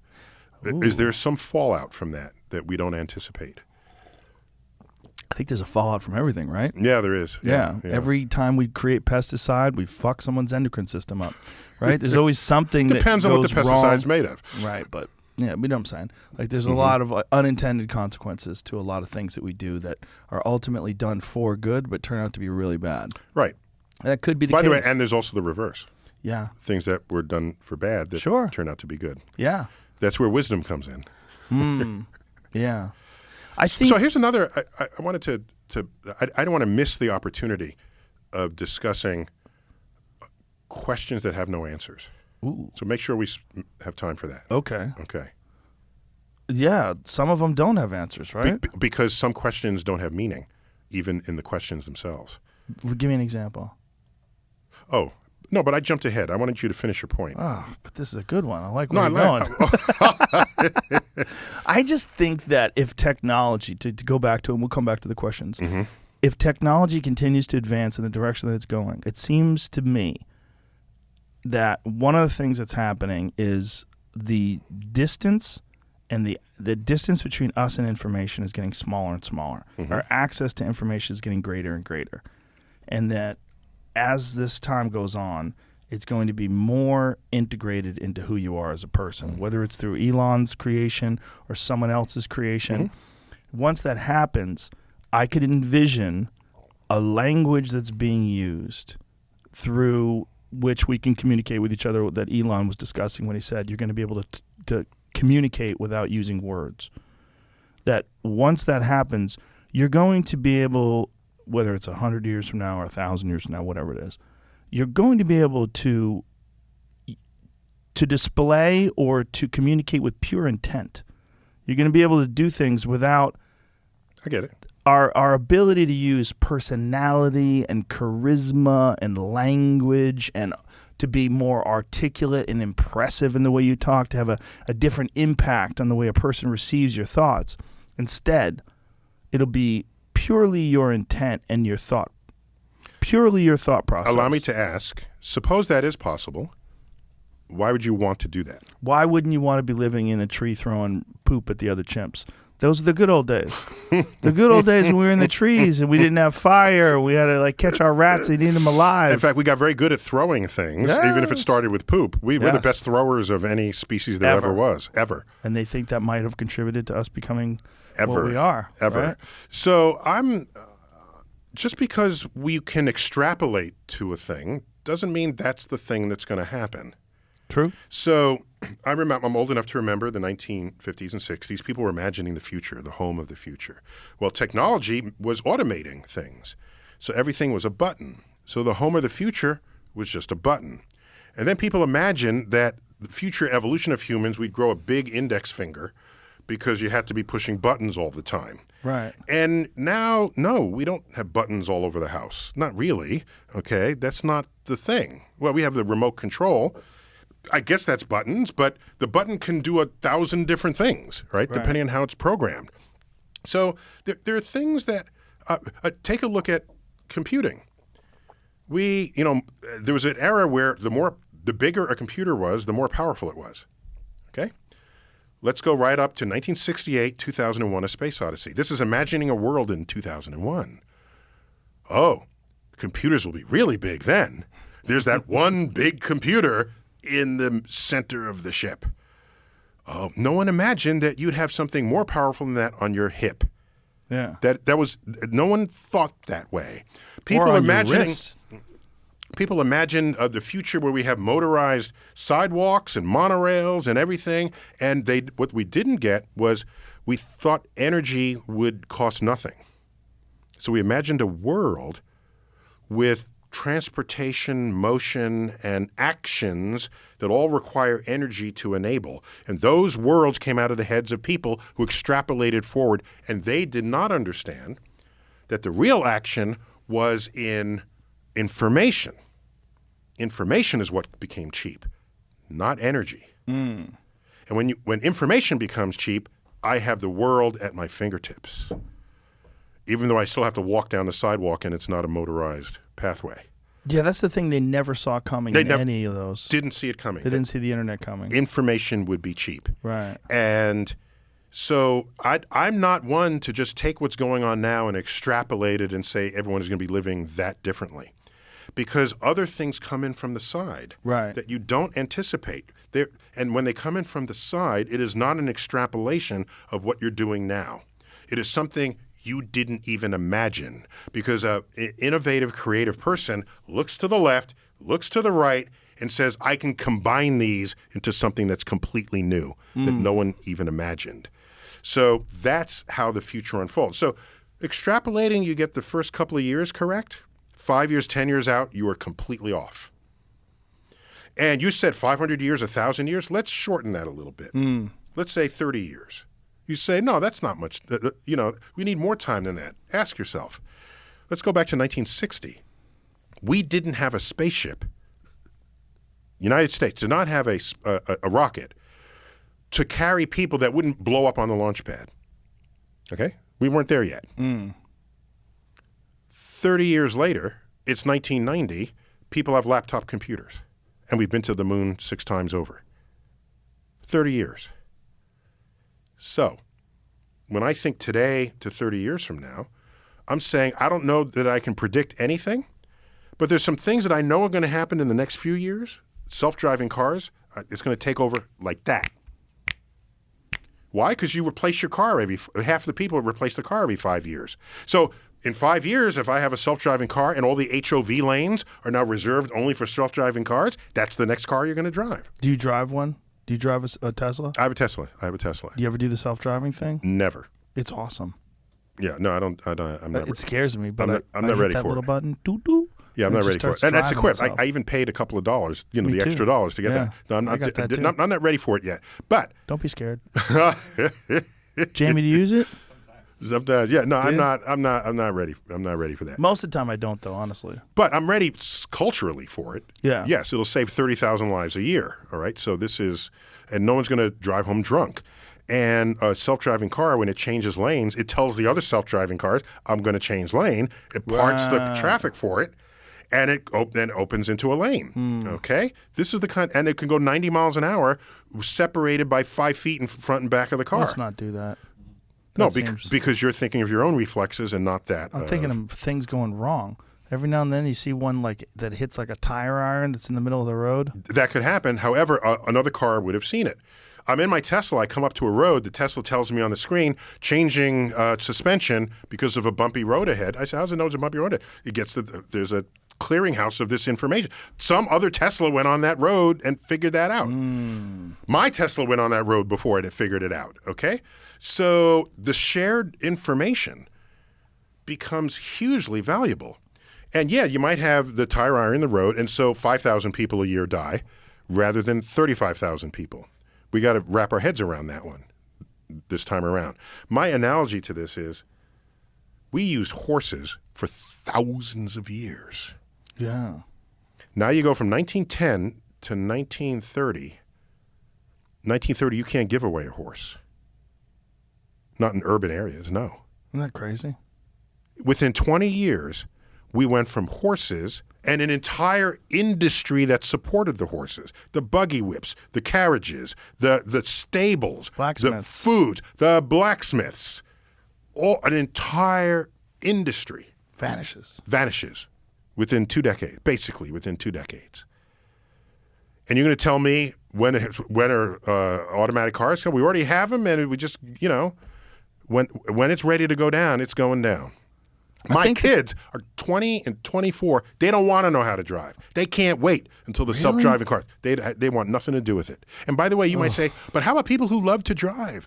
They're not going to give up their Camaro or their whatever it is that they love. You say that mockingly. I don't like it. No, I said that. I listed that first. I said, let me not say the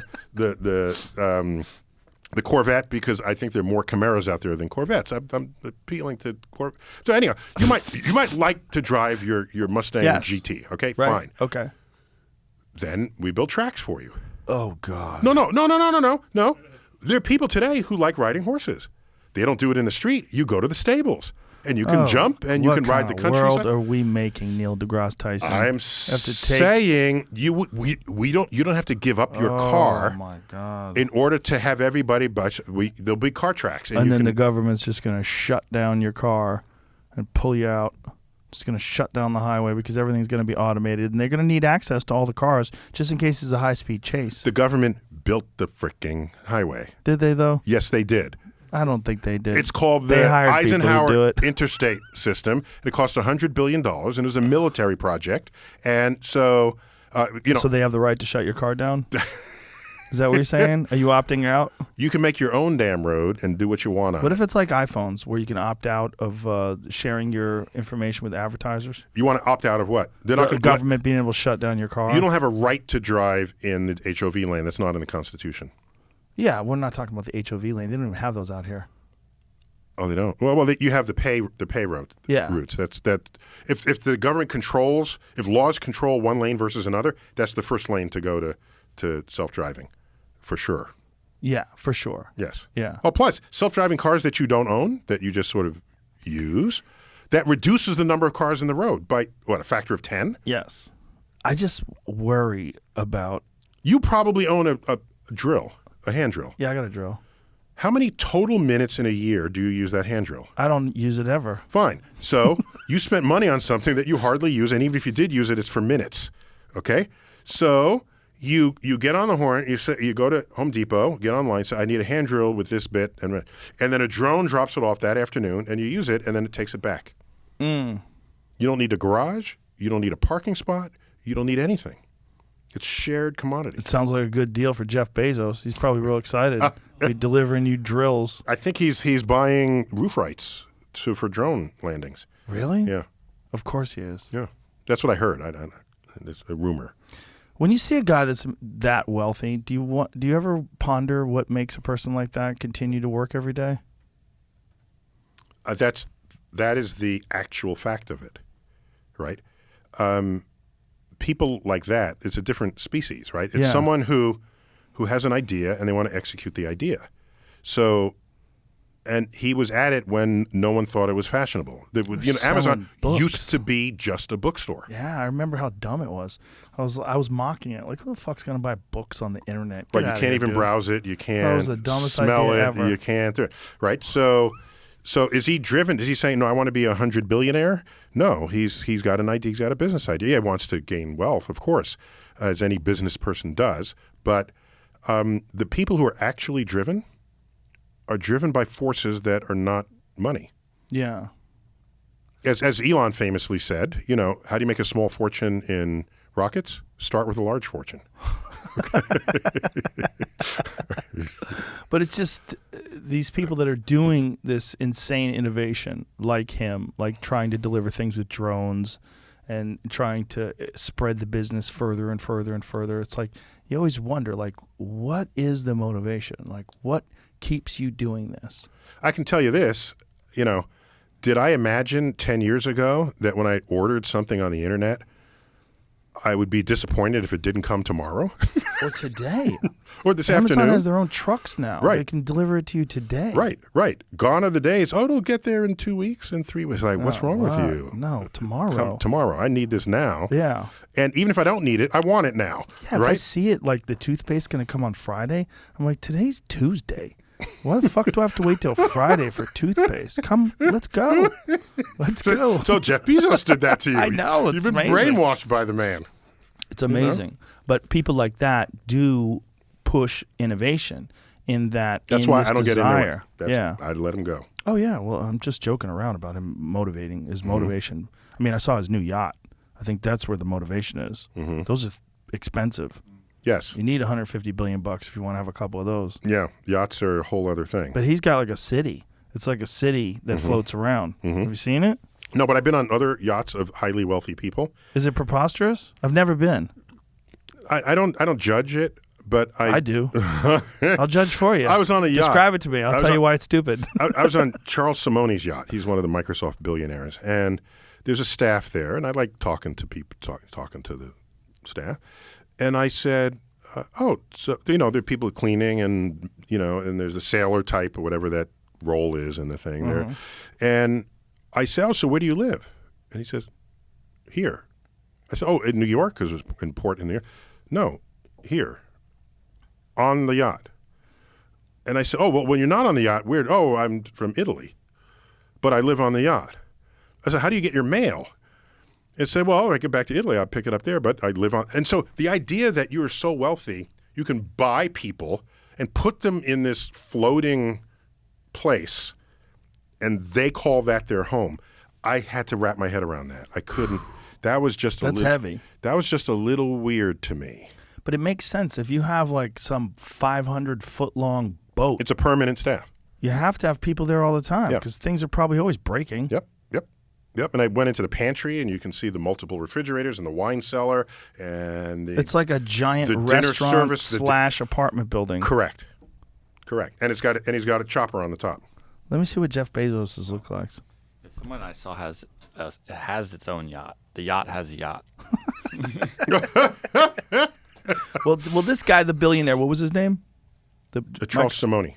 Go to that guy. Actually, it is Bezos' yacht. Let's see it. Bezos' yacht has a yacht? Has a separate yacht. So it says even. Look at that fella. Why does every picture come up with his bald head right looking there? happy. Looking so happy. All right, so you got the 417-foot super yacht that's so massive it has its own support yacht. That doesn't include the cost. A helipad, according to the estimated cost, not including the boat's support boat, is $500 million. That is wild. Yeah, it's that's lunch money. Yeah. Yeah, that's 1/300th of his wealth. He made $75 billion in 2020 alone. During COVID. Yeah. There we go. I have to Google Insane. That. Project 721. Because he kept delivering while everyone else says we can't deliver. Yeah. So that's his boat. Let me see that thing. Woo! Good Lord. Picture, but wow. That's not it. That's it. That's it? This is it. That was something else called Project Valkyrie or something. It said. Oh, some other thing. That yacht, that doesn't look all that impressive. I got a yacht that big. No. Look at the size of that thing. I mean, it's basically... You can have a great star party on the deck of that. Oh, for sure, Yeah, right? If yeah. you get out in the middle of the ocean... Oh, yeah, that'd that's be cool. the move, isn't it? Yeah, okay. You All right, go when I out get my there? first $100 billion, I'll invite you. You'll come. Please, I'll go. We'll do a few shows from there. I'll do whatever you want. We'll do shows. So I tried to podcasts. quantify... What is that, Jamie? That's where they made it, I believe. Oh, wow. They built it in a giant warehouse on the water. And then you drop it in the water, I think. Whoa. Or slide it in there. I don't know. What a weird market. The market for $500 million yachts. Who would have thought there even was such a market? Yeah. I just want to try to find my tweet. Can you dig up a tweet? Sure. You search tweets? Can you do it? Just tweet my handle and Bezos. And I quantified his wealth at $100 billion. And I want you to see this calculation that I did. Well, what's crazy is that's what he made basically last year, right? And we said he made 70-something billion last year. A year. That's what in 2007. There it Okay. is. Okay. Not that anybody asked, but laid end to end, Jeff Bezos' $200 billion can encircle Earth 180 times, then reach the moon and back 30 times, and with what's left over, make a stack 10 kilometers high. Holy shit. With what's left over. That's all $1 bills. Yeah, sorry, those are $1 bills. You know, that's what I pictured there. The Yeah. $1 bill in the tweet. I just wanted to sort of, it was a reality check on how much money that is when you can do amazing space things with it, and then you have leftover money. What's interesting is he's not slowing down, right? And he seems relatively healthy. Yeah. Like he's fit, works out a lot. He's gotten jacked. Got jacked in a few of those photos. Yeah. That's fine. So he's probably going to keep going for decades. Maybe he's found the serum for infinite life. Yeah, billions of dollars. I mean, well, that's By the way, the world has always been influenced by billionaires, so this Sure. is not a special time. and sometimes with terrible results, right? That's right. That's right. Yeah. So I don't. William Randolph Hearst. Yeah, all of them. Just count them up. Yeah. Count them up. Ben Franklin was pretty wealthy in his day as well. Was he really? Yeah. And he still flew that kite by himself? What a wild man. He didn't even hire somebody? Hey, I got an idea, but look, this might suck. You might die. You might get electrocuted, but let's do it. If YouTube was around then, you'd see him doing that experiment on YouTube. I wonder if it really happened. Like you know, the whole George Washington and the cherry tree. That's probably bullshit. Yeah, but You know? I think people want legends. Of course. Yeah. Of course. They help give meaning to events in your life. When you got a guy like Bezos, though, that is at the helm of this intense empire and also is in many ways, like Elon, fascinated with technological growth, right? He's got this deep, what is his Blue Origin? Blue Origin, yeah. Blue Origin. So he has his own rocket ship program. He's got his own, I think it's Evian. Is that? Plus, people worry that all the billionaires are building rockets to get to Mars, and they wonder, are they just going to leave us all here on Right. Earth? What is it, Rivian? He's got an electric car company as well that they're heavily invested in. It's, you know, so there's many things that are similar that they're doing these kind of, you know, fascinating, groundbreaking, innovative business practices. Let them do it. Yeah, fuck yeah. Yeah. Oh, I'm all in. I'm just watching. I'm just like, it's fascinating, this cat. You know? So, can we talk about questions? Yes. Want to do that? Yes. Okay. That's my Questions that have no answers. well, that's my segue, my awkward segue to the book I just published. Okay. Called Cosmic Queries. It's a book that is not based on answers that we have. It's based on questions that we've posed. And some questions have really good answers and we're good. Others we're still poking around and we think we're on the tail of it. And other questions, we don't even know if it's the right question.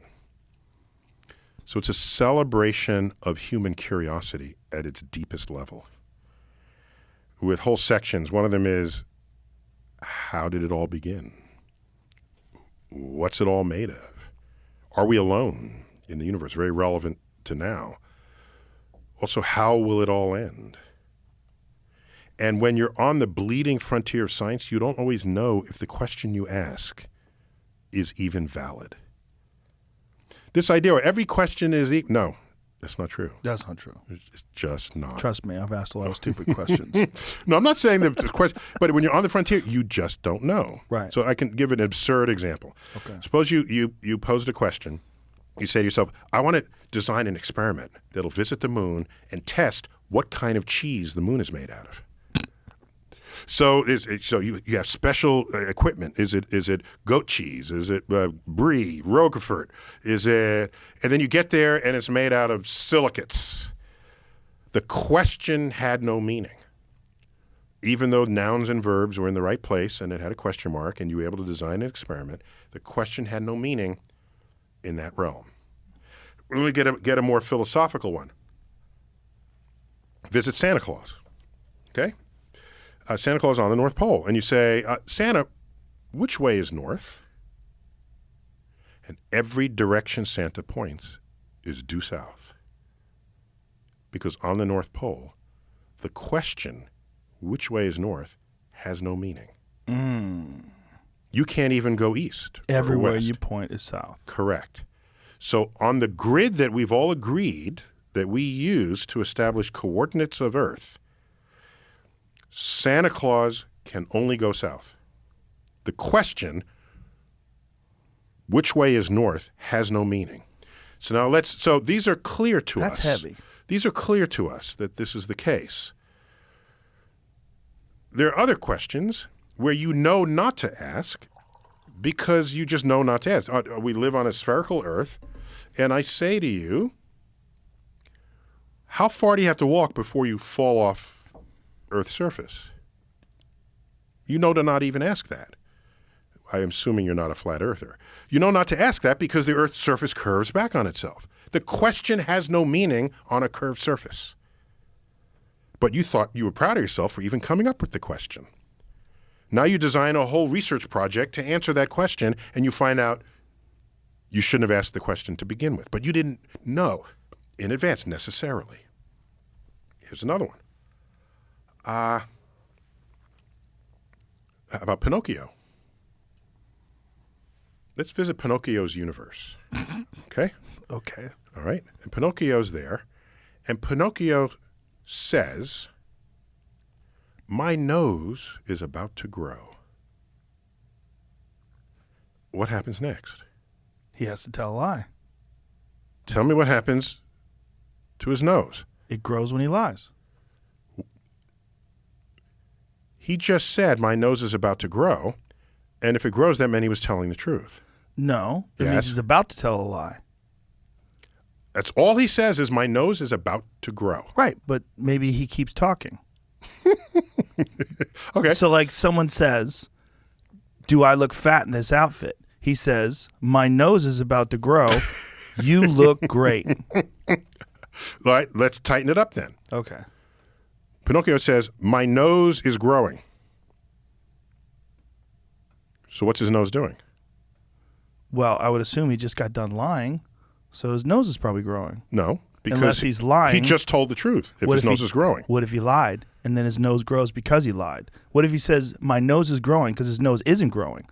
But because he lied about his nose growing, his nose grows. No, it's not how it works. Bro, I just cracked it. No. Didn't I just crack it?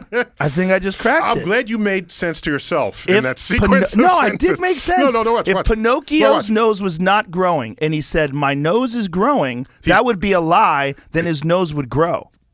Correct. Oh! No, so if his nose is not growing, when he says my nose is growing, It's a lie. Then he's his nose lying, grows. which means his nose should grow. Yes. Okay? What I'm saying is that Pinocchio cannot interact with its nose in any with his nose in any truthful way, because the world of rules associated with his universe prevents it. I see what you're saying. So in his universe, it has to be that he's deceiving someone and his nose involuntarily grows. Yeah, but that's not how that works in his universe. Right. In his universe, if he tells a lie, his nose grows. If he tells the truth, his nose doesn't grow. Right. If he says my nose is growing and it's not growing, He's lying. he's his lying nose and will his grow. nose should grow. All right. Right. So my only point there is the Pinocchio universe and the rules that apply within it Yeah. prevent that sentence from having any meaning at all. Got it. In the same way, Santa Claus, which way is north, has Got it. no meaning. Got it. So now we ask, what was around before the universe began? Yes. I do not know if that's an authentic question. Do we have an idea about the birth and death of the universe based on our own biological limitations? Not that we're not measuring, not that there's not a keen understanding of the radio frequency from the Big Bang and all, but just the idea. Do we put a limitation? Do we think of the idea of the universe beginning or ending based on our own idea of life and death, that these things must apply to all things that we see? No, because until 1930s, we had no idea the universe would have a beginning. It was assumed, other than biblical account, scientifically, the universe just simply always was. There was no evidence for that, but we had no reason to think any other way about it. And so we didn't force the universe to have a beginning because that felt good to us. You're not going to do that unless you have authentic justification for it. So just no one really talked about it. I have books from that period. There is no chapter on cosmology. It ends with the starry skies of the night. It's starting with the discussion of the planets. And it doesn't even go there because it doesn't know to go there until you have data forcing the question. There wasn't enough information. Correct. And then we say, oh my gosh, the universe is expanding, discovered by Hubble in 1929. That means it's bigger today than it was yesterday. It's bigger yesterday than it was the day before. Let's run the clock back. What about... Could all the universe have been in the same place at the same time? That meant it might have had a beginning. That's what started. Say that again? If we're expanding, right, run the clock back, we were smaller in the past. Could the whole universe been in the same place at the same time at some distant point? If it was, that means the universe had a beginning. That's when the whole conversation began about the universe having a beginning. It had nothing to do with the fact that we're born and we live out our lives and die. It had nothing to do with that. So now we have a beginning, but what was around before the beginning? That's an important and interesting question. I don't know. I should say that differently. That is a question, an English language sentence question. I do not know if that question has any more or less meaning than asking Santa Claus which way is north.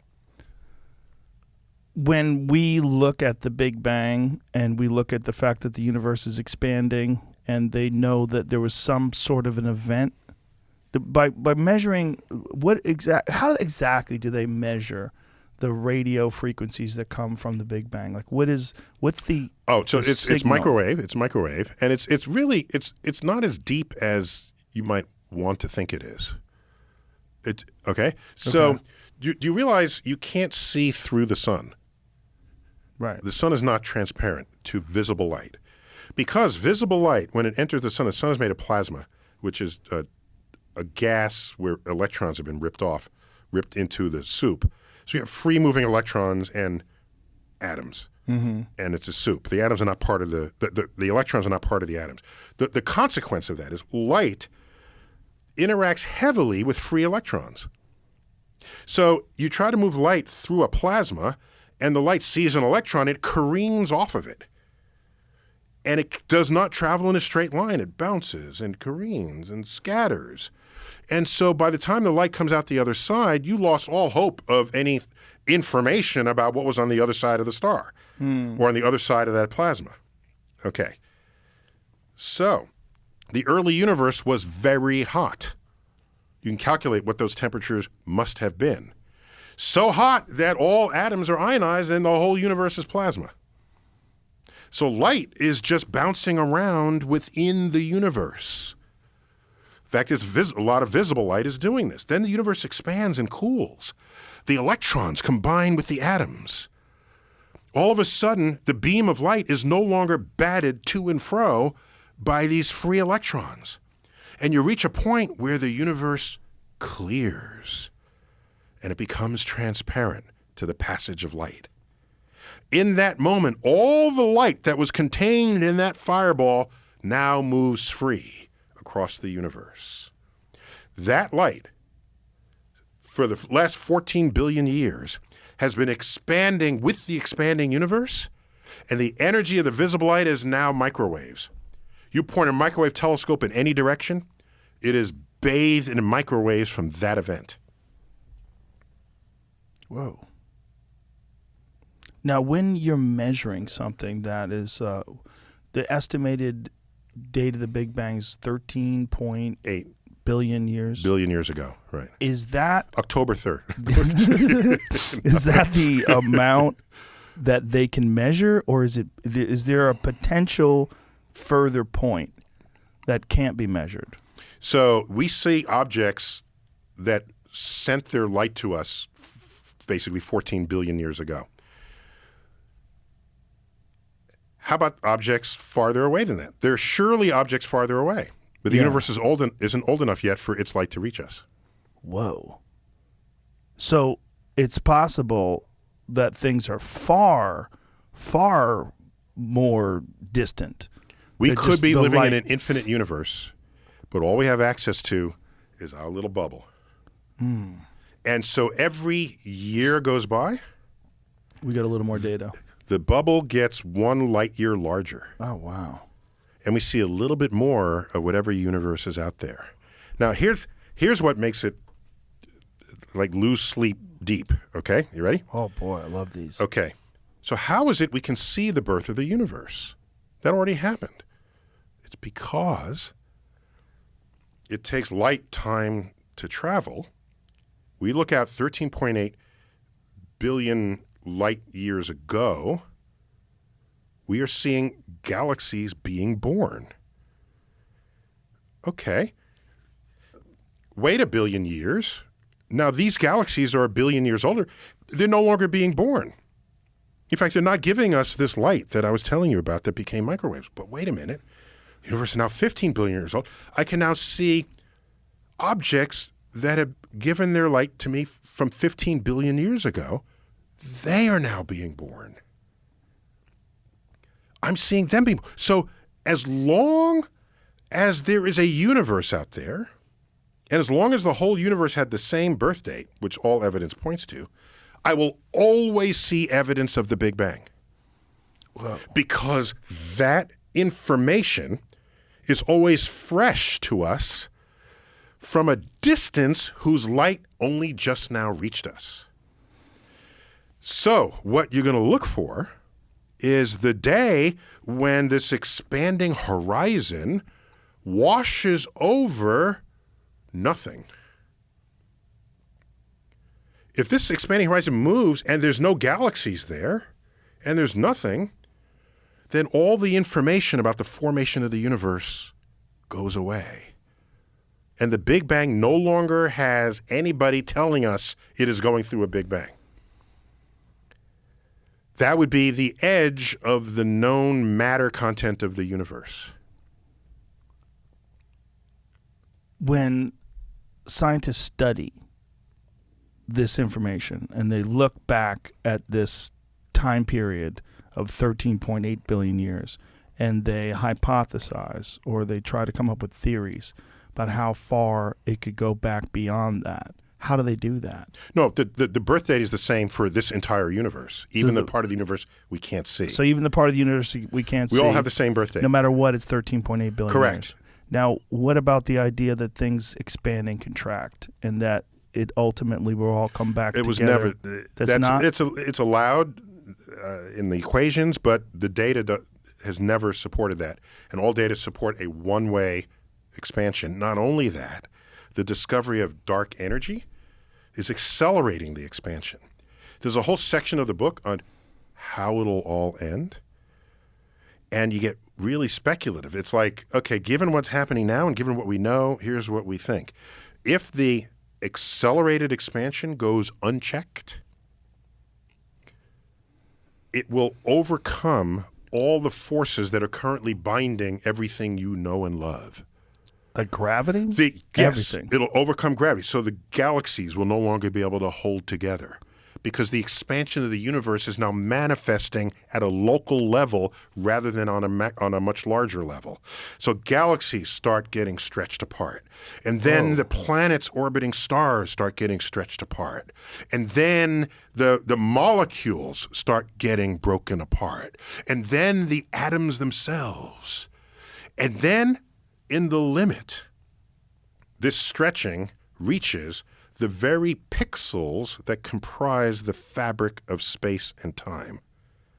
It's called the Planck length. That is the very structure of what comprises everything we know in the universe. And so the expansion will ultimately hit that. And we do not know. We don't know what the consequence of that. You know what we call it? It's called the Big Rip.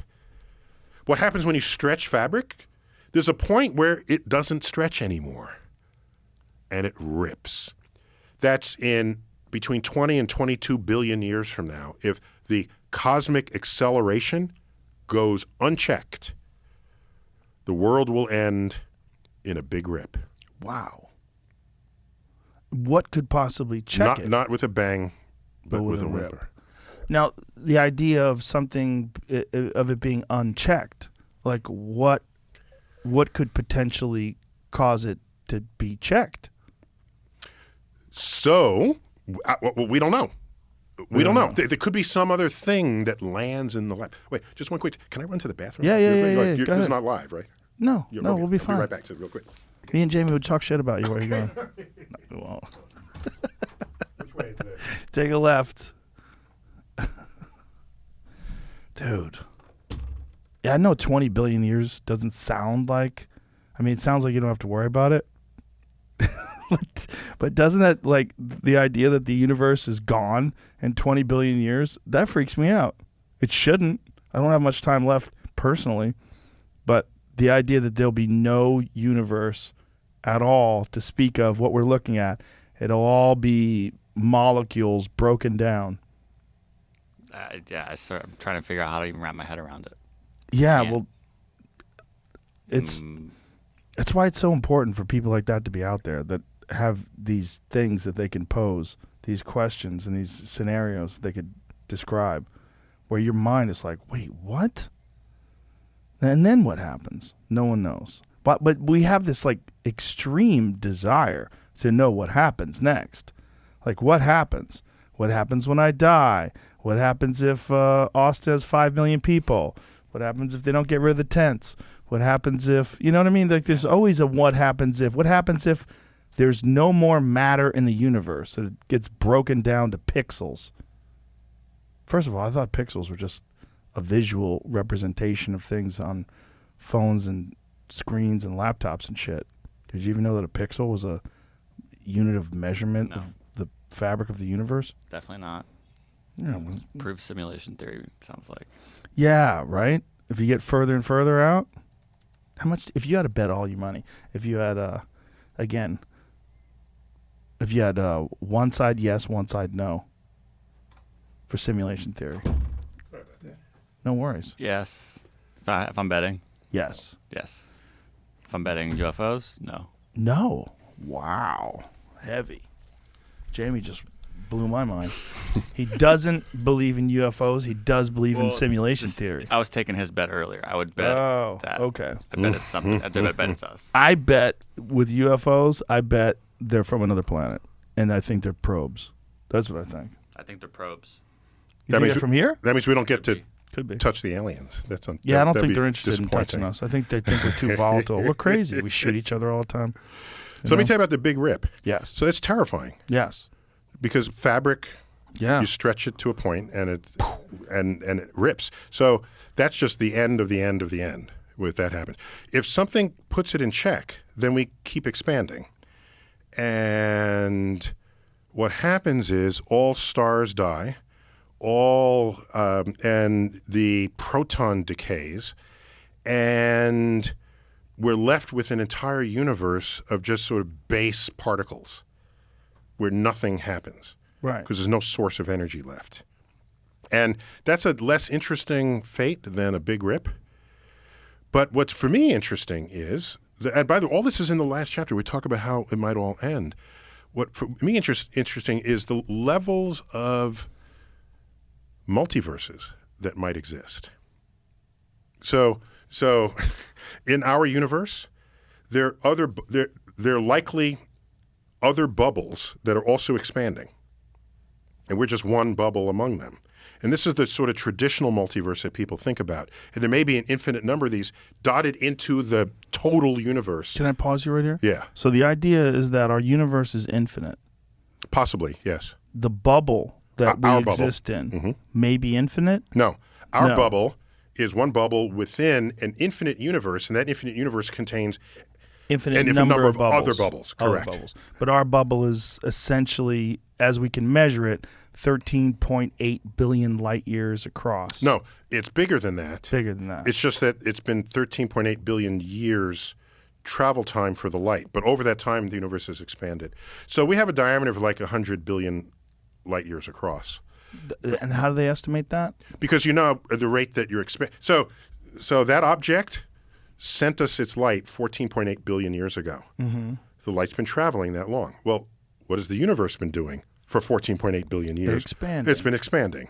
So that actual object is much farther away from us than 14 billion years, light years away. That's a point of confusion for many people. Yes. It's because in my field, we're kind of loose about it. We say 14 billion light years to the edge. Well, no, it's 14 billion years the time the light has been traveling from the edge. And where did the concept of these bubbles come from? The idea that each one of these little universes, not little, obviously, but each one of these universes exists in some sort of a realm. If it's a great question and an important question. So here's what happens. So now we have the beginning of the universe, the Big Bang. This has been around with us, for 70, 80 years. And that's pretty stable in terms of our understanding of things. But now we take quantum physics, which is the science of the small, and add it to Einstein's general relativity, the science of the large. Now, why would you do that? Because at the beginning of the universe, the large is small. So think about this. We have general relativity, which gives us black holes and all the rest of this.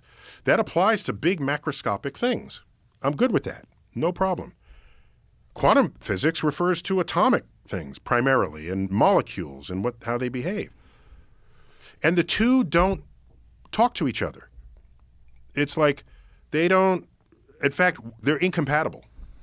And this is how you get string theorists. String theorists say, well, these are incompatible. Maybe there's a third theory above those two that combines them. And we have top people working on that. When you start combining quantum physics with general relativity, because there was a time when the universe was small, then the entire universe behaves in quantum ways. And so you can create a state of the universe where it's what's called it's in a false state. So what's a false state? Let's say you have a hill that goes down, but then the hill goes back up and then it goes down to a much lower point, right? So now you take a marble and roll it down. Maybe it'll just sort of get stuck up there in that first dip. Well, if our universe is there, we might not become a universe. But it's possible to tunnel out of that and then slide all the way down to the bottom. When you do that, you release energy. And when that happens, you birth a universe. And it turns out this process is not limited to happening once. So this can happen multiple times. And from people I've spoken with who work in this field, because it's slightly outside of my direct astrophysics interests, there are different kinds of these multiverses. One of them could have the same laws of physics that we have. That's what leads people to say there's another Joe Rogan, but he's the evil Joe Rogan with a goatee or whatever. But also there's another Joe Rogan that said everything that I've said, exactly the way I've said it. This would be the claim. You're a twin, but maybe there's a little difference or not. Correct. So An infinite number of them, right? The idea is that if the universe is that big, and it has an infinite number of universes, there are infinite combinations of events and particles and manifestations of energy. Infinite number of Neil deGrasse Tysons. Possibly. On an infinite number of these podcasts. I wouldn't want that because that would be, It's fine. I'd like different people. There are plenty of those too. Okay, plenty of those too. So now watch. Now imagine a universe where the laws of physics are slightly different. That's a different manifestation of this process. Right. Is the speed of light a little different? Is the, so that's another level of multiverse. And there's several levels, but the most significant one is one where not only are the laws of physics different, but maybe there's a universe where there are no laws of physics at all. A Wild West of physics? Wild West. Or maybe there's one where even the parameters that establish mathematical truths are fungible. Ooh. Right? So the value of pi is something else. Extra props for using the word fungible. It's one of my new favorite words. Is that right? Excellent. Yeah. Excellent. Non-fungible tokens have brought it up. So all I'm saying is in the last part of the book, we explore all of these exit ramps from the universe that take us to the end of the universe, and we don't even know if we're asking the right question. But what we share with you is a sense of where the current thinking would take us if you extended it to its limits.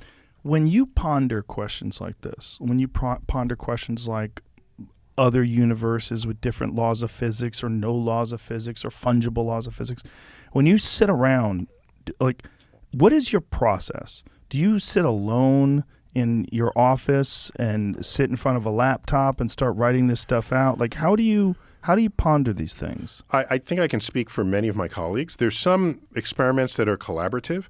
And so, for example, the mission to Mars. Everyone got together. You get the engineers. We want this craft. We're going to put in this experiment. We're going to look for water. We're going to look for life. Okay. That's not the solo burning midnight oil. When you're trying to think deep thoughts about what might or might not be true, objectively true in the universe, that can be a little more solitary, I think. And you can come up with ideas anyway. So forget this, deductive, reasoning, inductive, forget all that. You can have an idea just sitting on a toilet, okay? And it could be a spark. It could be because you saw some great work of art. And so sources of sparks of creativity and inspiration can come from anything. You could be religious and you want to manifest the glory of God, and that's what's triggering you to have these thoughts, okay? So the creative process is not so regimented as the teaching of scientific method would have you believe. You go to a science lab, well, what is your hypothesis? What is your this? And what is the test of the hypothesis? I don't even have an hypothesis. I don't know. I just wonder. So the formality that we are often exposed to is not always how that unfolds. So on top of that, getting back to your question, often new thoughts, you are alone. You're just, you're not distracted. In this world of multitasking, no, great ideas, I don't think, come out of multitasking. I don't think so either. And there's a saying, great saying. It's, if you want to be more creative, become less productive. Because in a day, you can say, I got all my email done, and I went to groceries, and did you think about any? Did you create anything? Well, we're rarely bored, right? That's part of the problem. That's a problem. That's a problem. It is a problem, and people don't think it is. Yeah, that's a problem. They say, I've been busy, and that's good, and I'm saying, did you create anything? And maybe you don't want to create anything. I don't want to judge you for not having done so, but if you want creativity to be a fundamental part of your life, then you're going to have to not get stuff done at some point. That's a nice excuse for a lot of lazy people out there. I'm just trying to be creative, man. That's why I'm on the couch with the bong. Yeah. This is a creative moment. But your process is what I'm asking specifically. My process, I read a lot of science. There's journals, there's books that people have read. There are fields within astrophysics that are slightly outside of my research expertise. And some of those folks that have written popular level books, I'll read those. Those are fun because they're sort of scoped. They're review papers that are written. And for me, new ideas, think about it. What is a new idea? You might even call it the definition of genius. It's you see what everyone else sees, but you think what no one else has thought. But now you want to make sure, but add to that, maybe you are so diverse in what you expose yourself to that you see more than what other people see. And when you see more, you have the capacity to make connections that might not have previously been imagined, either by you or by anybody else. This is the value of cross-pollinating fields. It's why major discoveries can come in from the side in what is otherwise a very staid path of progress. So in a hospital, people say, well, how do you want to invest money? In physics? That's so 20th century with the Cold War and the bombs. Let's invest in biology. That's the ticket, okay? So that makes sense, as a headline, but let's unpack that. Go walk into a hospital and line up every single machine brought into the service of diagnosing the condition of the human body without cutting you open. So you'd have the MRI or the X-ray machines. You'd have the ultrasound. There's no end of these machines that are in the service of the hospital, and MRI, admittedly, is the doctor's best friend, okay, in studying what's inside your body. To a machine, every single one of them is based on a principle of physics discovered by a physicist who had no interest in medicine. Really? Yes. Wow. Okay. Even the radiology department. The doctors are using radioactive elements. Were there doctors that discovered radio? No. They're physicists. There's chemists. There's Marie Curie. These are people who are not in the medical community. The X-ray machine, who discovered that? Wilhelm Röntgen. The very first Nobel Prize in physics went to him. By specifically concentrating on biology. Now, he immediately saw the applications. Yeah. He there's a picture of the bones of his hand, but he's a physicist. He's not saying, let me help orthopedic surgeons set bones. This is not his motivation. So new ideas, especially new things that can transform society, tend to come from fields that, if they're not tangent to your field, they're just some other kind of way in. And so some of the greatest advances in my field came about because chemists were in the coffee lounge at the same time we were, or biologists walked in. That informs our astrobiology exploits. So it's not just, let me sit down alone in an armchair and deduce the nature of the world. You want to be exposed to what everybody else is doing. You want to talk to them. You want to hear their ideas, collaborate. No one person, the Midnight Oil, it makes a good TV show, or movie, The Midnight Loner Genius. But most science today does not unfold that way. So getting back to my point, I personally do a lot of reading, and when I have an idea, then I bounce it off of people who are highly critical and skeptical of any new idea. And if it survives that, and you can't have an ego going into it. How do you do these bounce offs? Do you sit down? I say, I get colleagues, and I say, what do you think of this idea? So do you prepare them? Like, hey, no, you just, George, I'd like to sit down and have a it's not. chat with you. It can be. Hey, Mary, I've got a crazy idea to throw your way. It could. And in fact, I was once at a wine tasting, and there's someone else there who's a biologist, and we came up with an idea together, and we're probably going to write a paper on it about life on Earth and in the universe. And just from a conversation at a wine tasting. You were both hammered, talking shit, right? Well, what wine was that we were the vintage or whatever? No. So, like I said, creativity can unfold in many ways, but because he's a biologist and I'm not, he says something, and I said, wait a minute. What do you think of this? And he never thought of what I thought, and I never thought of what he thought. Together, it's magic. And so this kind of creativity, this sort of cooperative exploration of ideas, then that gives birth in your mind to the idea of writing a book about something. It can, first you would write a research paper and get it peer reviewed, this sort of thing. And then if it's good and it's successful, and the public wants to know about it, that's ripe for a book. My books tend to be a little more summative than that. I don't write books on single topics. They're as an educator, I'm broad. And how do you get inspired in terms of like the subject matter you choose? I mean, it's always about the cosmos, but in terms of like specifics. You know what it is?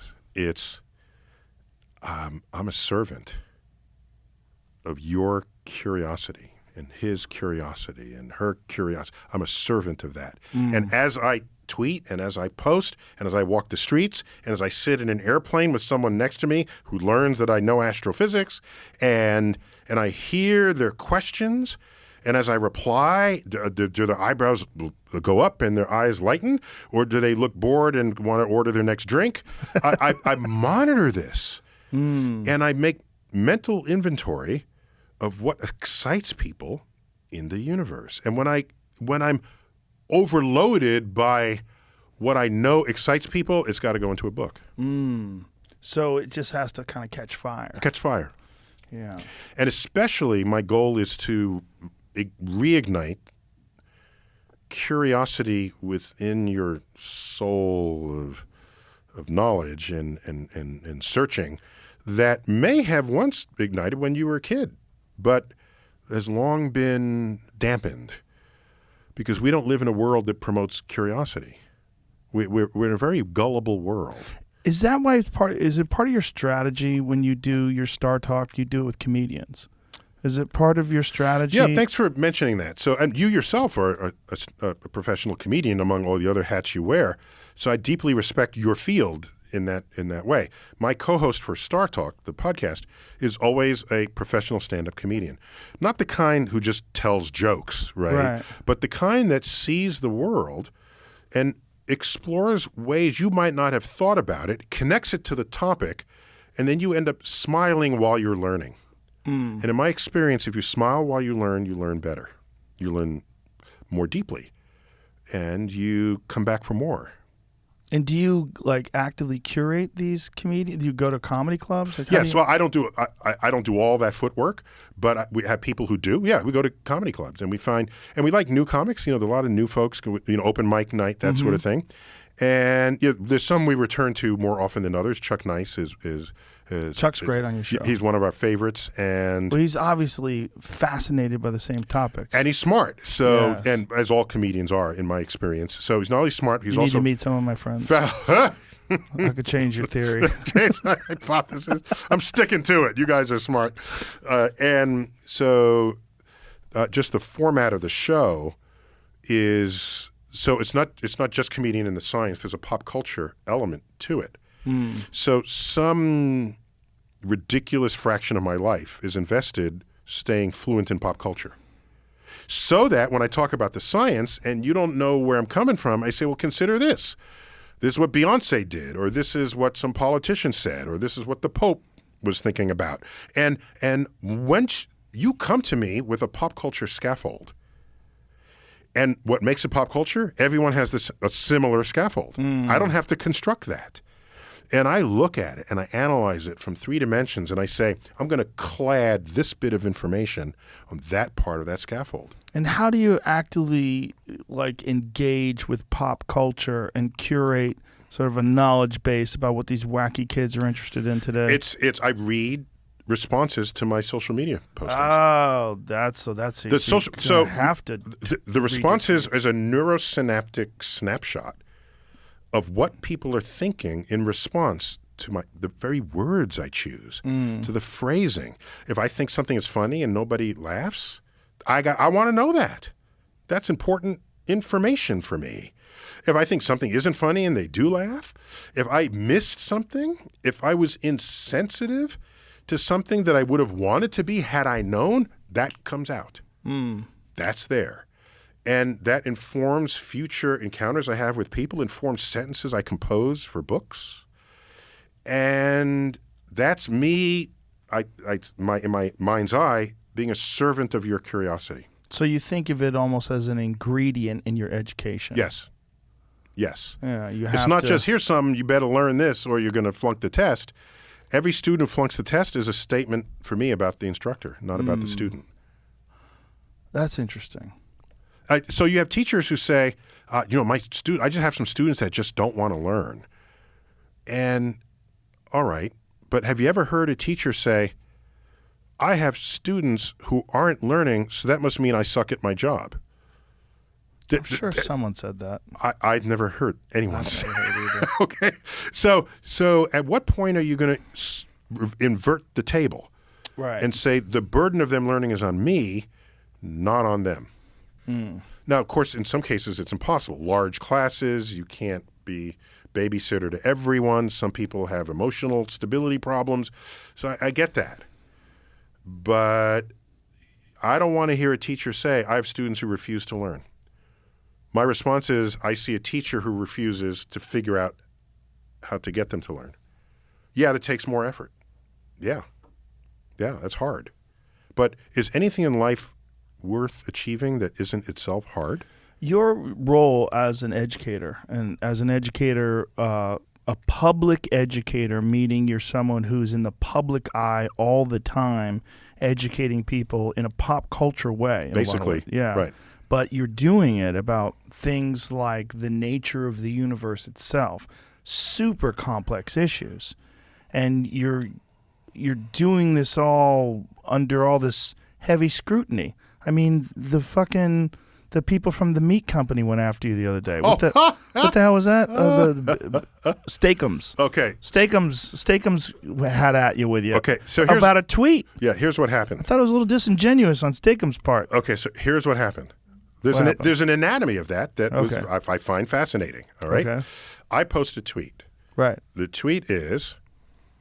Something about not having to believe the science. Yeah. So Science. the good thing about Yeah. science is that it's true whether or not you believe in it. Right. And then Steakums Okay. went after But no, you. hold on. So now my very next tweet said, if you have the urge to argue with my previous tweet, please read this link before doing so.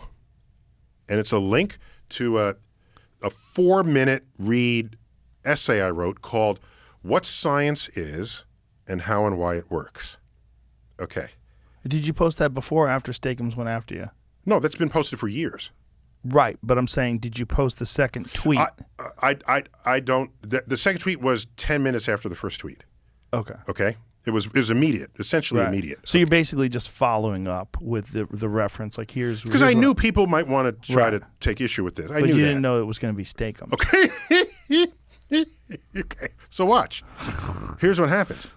That first tweet escaped from my following because so many people retweeted it. So now people are reading the first tweet without the benefit of the second tweet. Steakums is among them. And I know this because when I read their reply to me, I looked at their header and it doesn't say Steakum follows Neil Tyson. They don't follow me. If you don't follow me, you didn't see the first tweet. The second. The tweet. second tweet. You had no idea that was there. So you essentially said what they said to you, but with far more information. It's like his tweet to you criticizing you is essentially much of the same that was in your article. You're talking about That article was entirely Yes. about what it means for science to establish truth. Yes. That science uniquely establishes what is objectively true in this world. And what did Steakum say? Do we know what Steakum No, they said? just scream, say, "Oh, yeah!" And scientists said the world was flat, and before Copernicus. Well, it's a little bit more articulate but than there that. was a total Quite clever. There was a total body of attack Yes. regarding citing occasions when scientists have been wrong. Okay? Well, he was also explaining, clarifying what the actual scientific method is versus just a flat statement like science doesn't need you to believe it's true, or however he phrased it. Well, I'm just saying that, yeah, so the Steakum one, there's some informed people there, I think, and they just like creating controversy. I don't have a problem with that. But isn't that bizarre that it's Steakums? Well, that's fine. Okay. I wrote back to them and I said, hi, Steakums. It looks like you don't follow me. So that accounts for why you didn't read this link. Right. Had you read this link, and then I tried to be a little clever, clumsily. I said, if you and your followers took 4 minutes to put down your steak and cheese hoagie to read this essay, you would then understand the meaning of that tweet, and you would not have. So I said that, and then it became a whole thing. But that's the nature of social media. But I realized that I cannot have one tweet reference another, because if the previous one is alive and it gets out, no one has any sense of where I'm. My following does. And they were so fascinating 4-minute read. Thank you. I see and I agree. And I talk about truths, the 3 kinds of truth. Do you know about? Did I tell you this? Sure. Go ahead. Okay. Yeah. I thought deeply about this, and this was my conclusion. Okay. The 3 kinds of truths. One of them is the truth, a personal truth. This is something is true to you, and no one can take it away from you. All right, Jesus is your Savior. In a free country, no one is going to take that from you. No one should take it from you. All right? Muhammad is the last prophet. These are personal truths that you hold dear.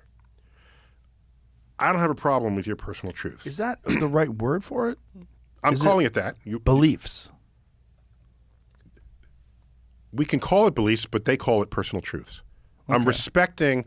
If you look at the word truth, the first websites are religious websites. Truth is a very important word within belief systems. And so I studied that, and I said, all right, I'm not going to tell them, give me the word truth, because you're not describing truth, you're describing belief. That's a fight I'm not interested or willing to have. Okay. Give them the truth. Look, there are whole posters with a cross, and it says, seek the truth in Jesus, right? So I'm not going to fight that. That's a personal truth. So another truth is a political truth. A political truth is something that becomes true in your head because it was repeated so many times and aligns with what you want, okay? So hearing Trump talk about Hillary Clinton, it was Crooked Hillary, right? So what's Hillary's first name? Crooked, because it was repeated so many times. And our brain gets co-opted because we, in nature, in the Serengeti, if we see something repeating, it gives us a good indication that maybe it's real and we should be careful about it, or it's a reliable thing. In modern times, we have co-opted that feature of human evolution, and now we give you information that has no foundation in truth, but repeat it, and in your head it becomes true. It becomes true. Especially if you want it to be true.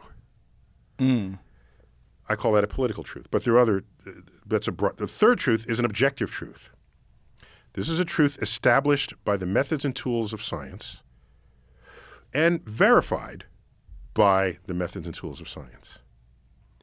That is, once that is established, it doesn't later on become false. Like the temperature of boiling water. For example, under atmospheric conditions, okay? Like the fact that Earth orbits the sun, like the fact that Earth is round, the sun is hot, there's thermonuclear fusion in the core, that the universe is expanding, that the galaxy is rotating, that there are other galaxies, that there's such a thing as quantum physics, that there are things called electrons and protons and neutrons and atoms and carbon.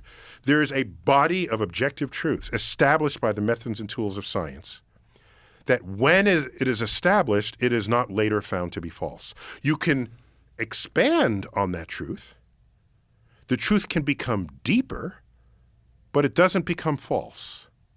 And these methods and tools have been in practice basically since Galileo and Sir Francis Bacon, around 1600. Before then, some people knew about this process that science goes through, but it wasn't widespread practice, not until about 1600. So if you're going to say, you can see the responses in here. Scientists told us the Earth was flat. That was before 1600. Scientists used to, I'd say, we used to bleed you with leeches, okay? Well, let's go back to when we did that. All right, this would be biologists doing it, and what was the state of research at the time? That was a frontier thing they were doing. It wasn't verified. It was a hypothesis that they were acting on, okay? So yeah, if the bleeding edge of science, most of that will turn out to be wrong. Most of it. It's when it gets tested. And the press gets the single scientific result that's kind of intriguing and interesting, and they report it as a new scientific truth because it was a scientific study, especially if it comes from a place like Harvard, where they'll put that up in the front sentence without saying, we don't know if this is actually true. We need verification from other studies. They don't say that typically, or that's later on in the article. So that's how you can go from, cholesterol is good for you. No, cholesterol is bad for you. No, cholesterol is good for you. No, cholesterol is bad for you. That it was an unresolved research result. But you cited one research result that was consistent with your own desires, and that became your new truth. That's, in a way, a political truth if it's repeated enough. But then you find it's not that. It's because it's still an actively researched frontier. When you wrote out these three truths, yes, how did you come to only three? Do you think there's room for more? Maybe. I'm not. This is not an edict that thou shalt only have. Right. But when you see something repeated, I call that a political truth, but it's also a kind of a there are other truths. So, for example, you've heard this. We only use 10% of our brain. Yeah, but that's not real. There's an entire movie based on that premise. Lucy. Yeah. Okay? That premise is false. It was never true. That's another kind of thing. It was never true. Yeah, that annoyed me. I liked that movie though. Yeah, it was fun. It was good seeing Scarlett in that. And Morgan Freeman's in it. It's had some good roles. So let's go back to where it started from. You know where that came from? There was a neuroscientist, a brain scientist, who, because you can't do experiments on human brains, that's not ethical, and all right, all you can do is wait till someone gets an accident, and so there's a nail gun that damages this part of the brain. Oh, you lost your language. Damage of this part. Oh, you lost your short-term memory. Oh, you lost your long-term memory. And so you assemble the bits of what the brain is doing by people who were injured. This is a very slow, clumsy process, but that's all you've got. The person who had an article, said, the brain is so complex. Today, we only know what 10% of it is used for. And that got... Overnight, that became we only use 10% of our brain. And that became the mantra of school teachers getting children to rise to their potential. And there was no force operating against that coming into our culture. It wouldn't have ruined the movie if they didn't have that in there. I mean, there's no reason for that to be in the movie. The movie was fascinating as it was. They could have just given her some other power, but they went with that 10% thing. Yeah, but even they didn't even need to do that. Okay, can I give my critique even of that? Let's say we did only use 10% of our brain. Okay. Here's my critique. Even if that were true. Okay. The smartest people you know, do they have an inkling of kinetic powers over objects in front of them? Why are we obsessed with extremely high intelligence having power over matter? Why aren't people with extremely high intelligence just good at solving problems? They're just the best people at solving problems in the world. We want superpowers. So they're becoming superpowers. That's right. Yeah. And even in the movie that had John Travolta in it, Oh, yeah. Phenomenon? Was that the one? The one he gets struck by lightning? Right. Yeah. And he's up there and he makes a top spin just by spinning his hand, and then the top pops up and spin. It's like, no. If you're smarter than everybody, you'll do smart things. You're not going to sort of levitate objects. His brain works better. He can make things move. By what force? No. By telekinetics. We know what forces are operating in this world. There's no way telekinetics is real? No. Okay. We understand what forces there are. But people that make things move with their mind, what do you think they're doing? They're lying? Yes. To themselves or to others? People get so upset if you say that, right? What do you think about psychic ability? Think there's any of it? I'm not convinced by Anything. any of it I've ever seen. You Nothing. put them in a controlled situation. Right. If there is psychic ability, it's not particularly repeatable. Right, like maybe an emerging phenomenon. Okay, but that you have to be invoking forces that don't otherwise show up in a laboratory. Right. So that's A. B, the laboratory has a hard time duplicating your claims. Okay. C, if one of your psychic ability is to help the police find the criminal, why is it, they're in a ravine and the thing? Why don't you just give the person's name and their address and their phone number? Well, it's not that good. Okay, it's like a dog. Well, when you get a bloodhound to go find a guy, they're not that good at it. Okay, I don't know. They're pretty good at it. Yeah, I don't know. They're running around the woods and they catch a They could scent find and they somebody try to else's follow. underwear. Smell it. Well, the idea is you give them yours so they know what you smell like. Yeah, and then they but go looking for you. Yeah, how unique are you in 7 billion For a people? dog, pretty fucking unique. Okay, so a dog's good. So Their dogs can smell COVID-19. So then why are they not good at? So why did you say they weren't good? They're pretty good, but they're not perfect. It's not like you let a dog loose and it just runs. Well, they're full better than clip. any of us would be in that situation. My That's right. point is, it's gathering evidence. It's using its ears, and its ears are actually wafting up smells. So the amazing Randy, who's a magician, who also exposes frauds and claims. There was a woman who claimed to be a very important psychic, I think in Russia. and she sees events, and she can know things. She can look at a photo of you and figure out, all right. So he brings a photo of someone and gets her to talk about it. She looks at it. So, he went to college and he majored in psychology. Turned out to be correct. Although that's the number one major in colleges in the United States. It's the number one major. But she got that correct. Okay. And then she says other things about it where he might be living. And what she got wrong or didn't reveal about him is that he's dead. You think that would have made a signal big enough for her to have captured. And the person was Ted Bundy, the serial killer. The photo was of Ted Bundy? Yes. And she didn't. Those two really important bits of information. The dead part's kind of important, but the serial killer part is You think that would have risen up out of the page. That's the most interesting thing about him. So it's disappointing. So if there is psychic power, I'm just very disappointed in it. Well, that lady.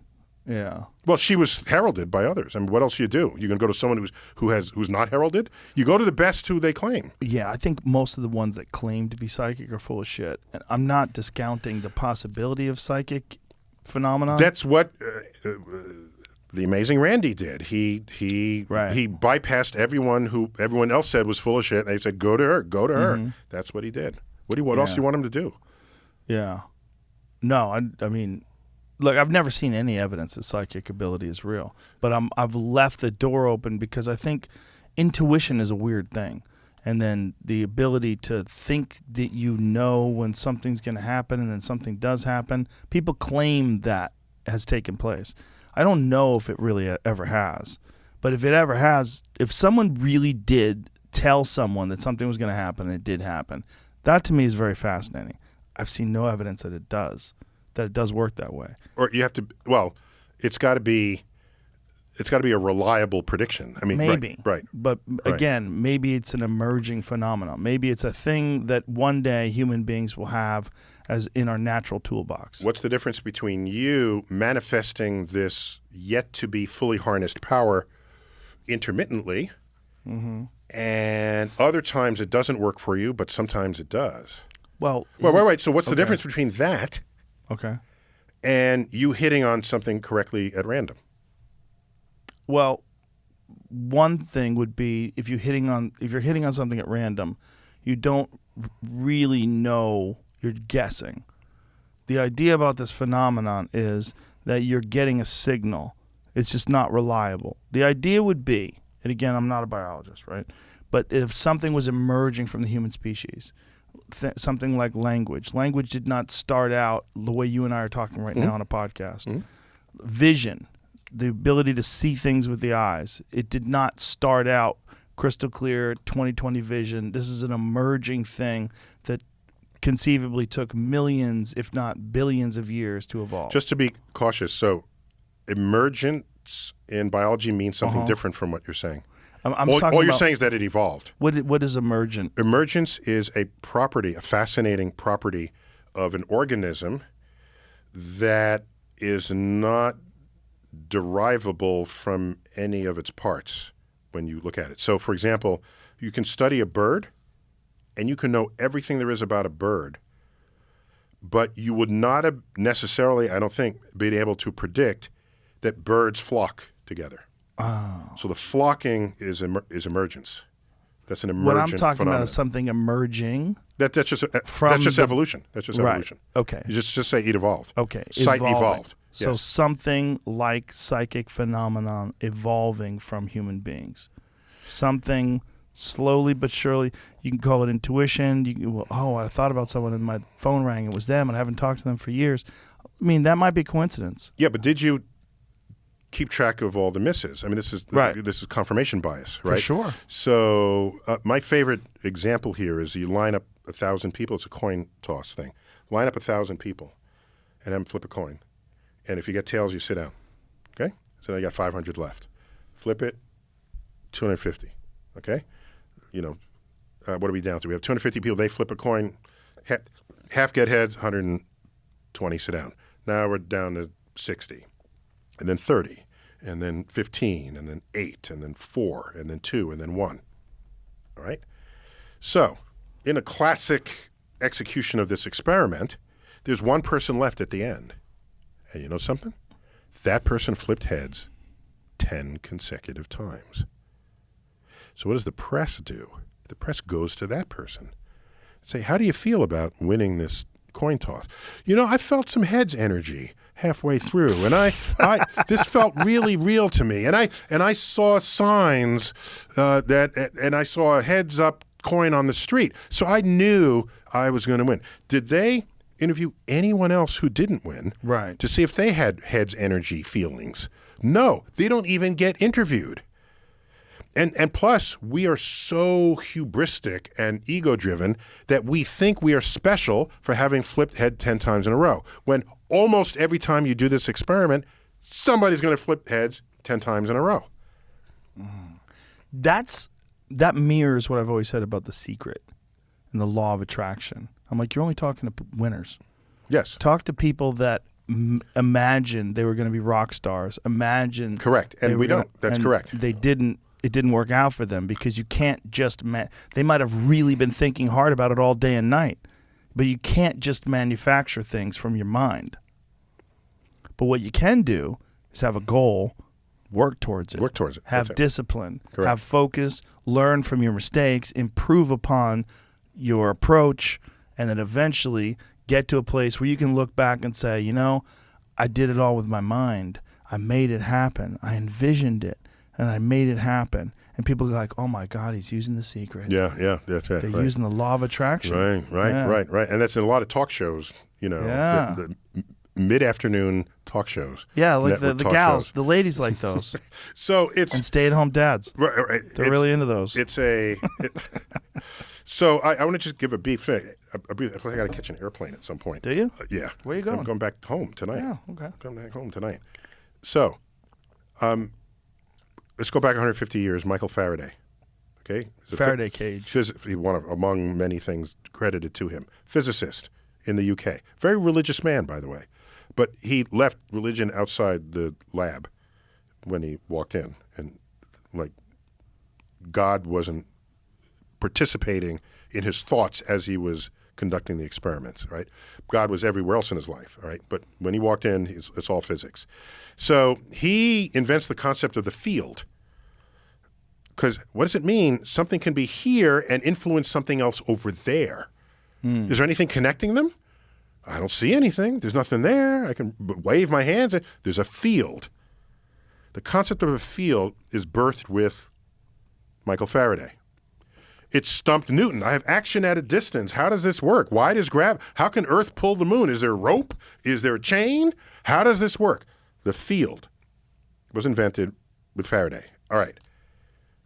What's Faraday's experiment? He takes a wire, puts it through a magnetic field, and then a meter turns over here.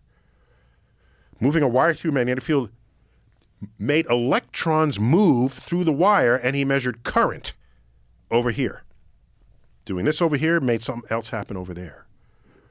And no one understood this. Oh my gosh. There is action happening, and I don't understand it. Let's figure it out. And the attempt to figure that out was the birth of our modern understanding of electromagnetism. All I'm saying is, today, there is no mysterious phenomenon happening on a tabletop. There isn't. Everything that's happening here, we understand. From the material science to the strength to what happens. There's liquid in my glass. There's paint. There's material. All of this is understood. So where's the frontier of physics? It's in particle accelerators. It's at the limits of the energetics of the world. And yes, there's some things we don't understand. Just recently, one of the particles in the universe, the muon, was sent into a magnetic field and it started moving in ways nobody predicted. Our understanding of what the muon is supposed to do, it did not obey. Deeply interesting. The press puts it as, physics is tossed on its ear. No, we're like told everything else still works as we imagined it, as we have measured it, but there's a new phenomenon. People are all in it right now, trying to figure out what this particle called the muon is making it do something that we didn't expect it to do. That's not on the tabletop.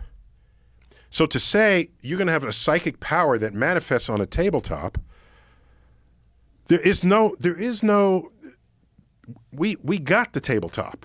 What do you think about that phenomenon, about the idea of the phenomenon, psychic phenomenon, is so interesting to people? Why is that something that's so compelling and has been so prevalent throughout history? I think we have always deeply respected anyone who had the power of prophecy.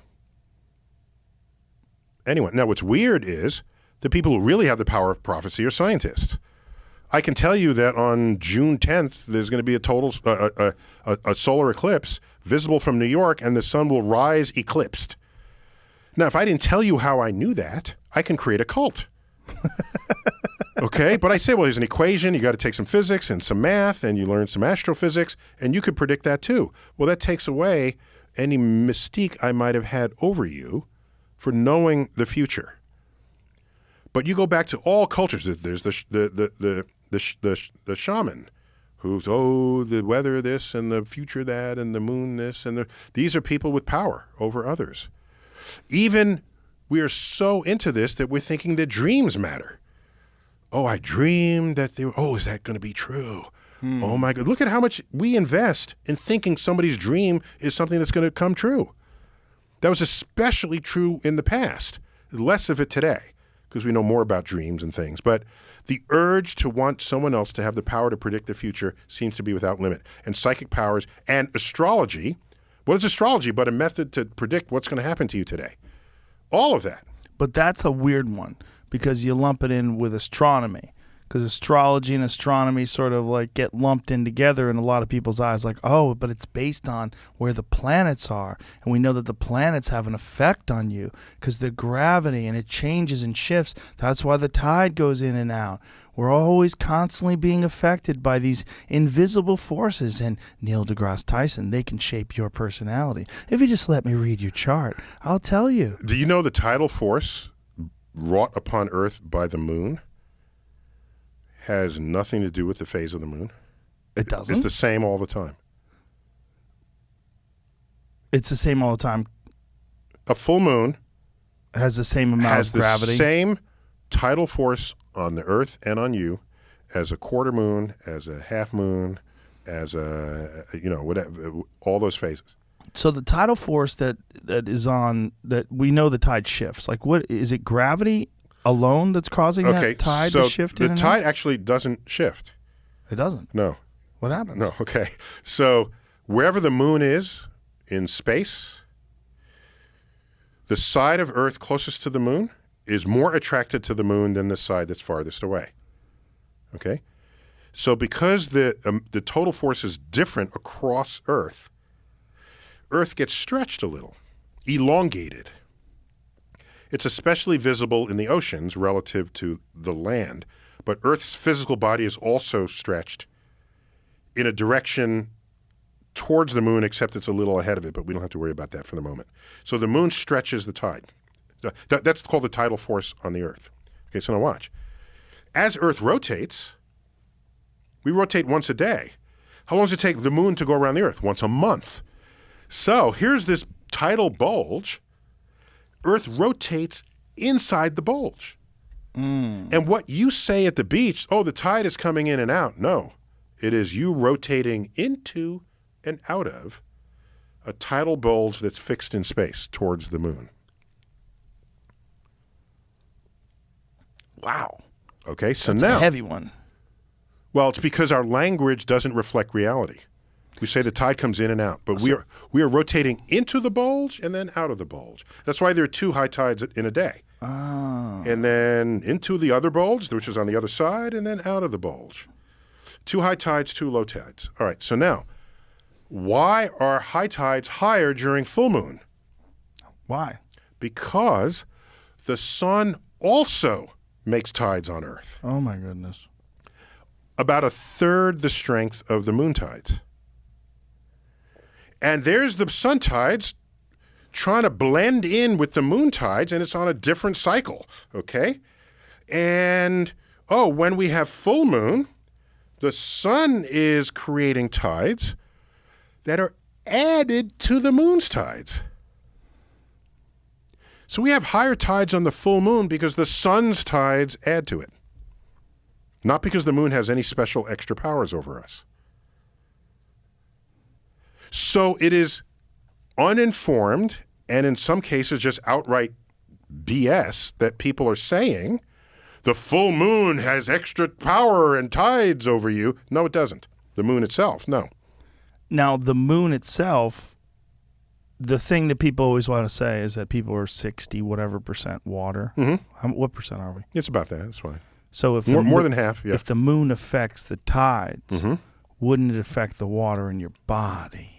Yeah, so the tidal force is the force across the size of the object. Right. Okay? So Earth is, 8,000 miles across. So the gravity from the moon is somewhat less on the far side of the Earth compared to the side of the Earth nearest the moon. So you have to ask, how much stronger is the moon's gravity from one side of your head to the other? So that's the question. Right. It would have to be pulling you in a certain direction. No, it had to be stronger on one side than the other and have to stretch your head. We can calculate how much that is. And I did it once. It was something like a millionth the force that's operating on your head from the weight of your pillow. But you're not creating lycanthropic stories based on whether you had a Tempur-Pedic pillow or a down pillow. What do you think's the origin of those stupid stories then? Well, because there is always a thing. People like finding excuses outside of themselves to account for their reprehensible behavior. Oh. But don't... That's for me, that's the number one. That's the number one. It relieves you of accountability. And of course, Shakespeare knew this, and hence his line in Julius Caesar, the fault, dear Brutus, lies not in the stars, but within ourselves. So Shakespeare knew this, and notice he's talking about fault, right? Yes. It's always what caused that to happen.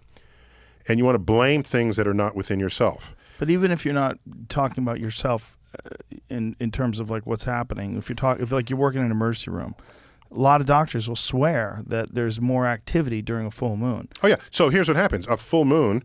Oh, by the way, what you really have to test is there more activity during a full moon when it's overcast at night, when no one sees the full moon? So what you have is a self-fulfilling prophecy. You read all these stories about acting crazy under full moon. A full moon is the only phase that rises at sunset and sets at sunrise. So it's up all night. You go to the bar. Most places the bar closes 2 a.m. You come out, the full moon is high in the sky. And you read all these stories. And so you're ready to just act crazy. Okay? So this is life imitating art in that case.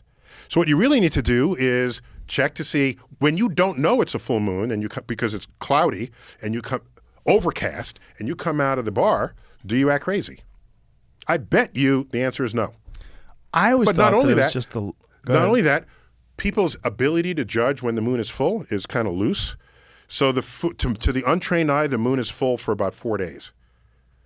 So just consider that as well.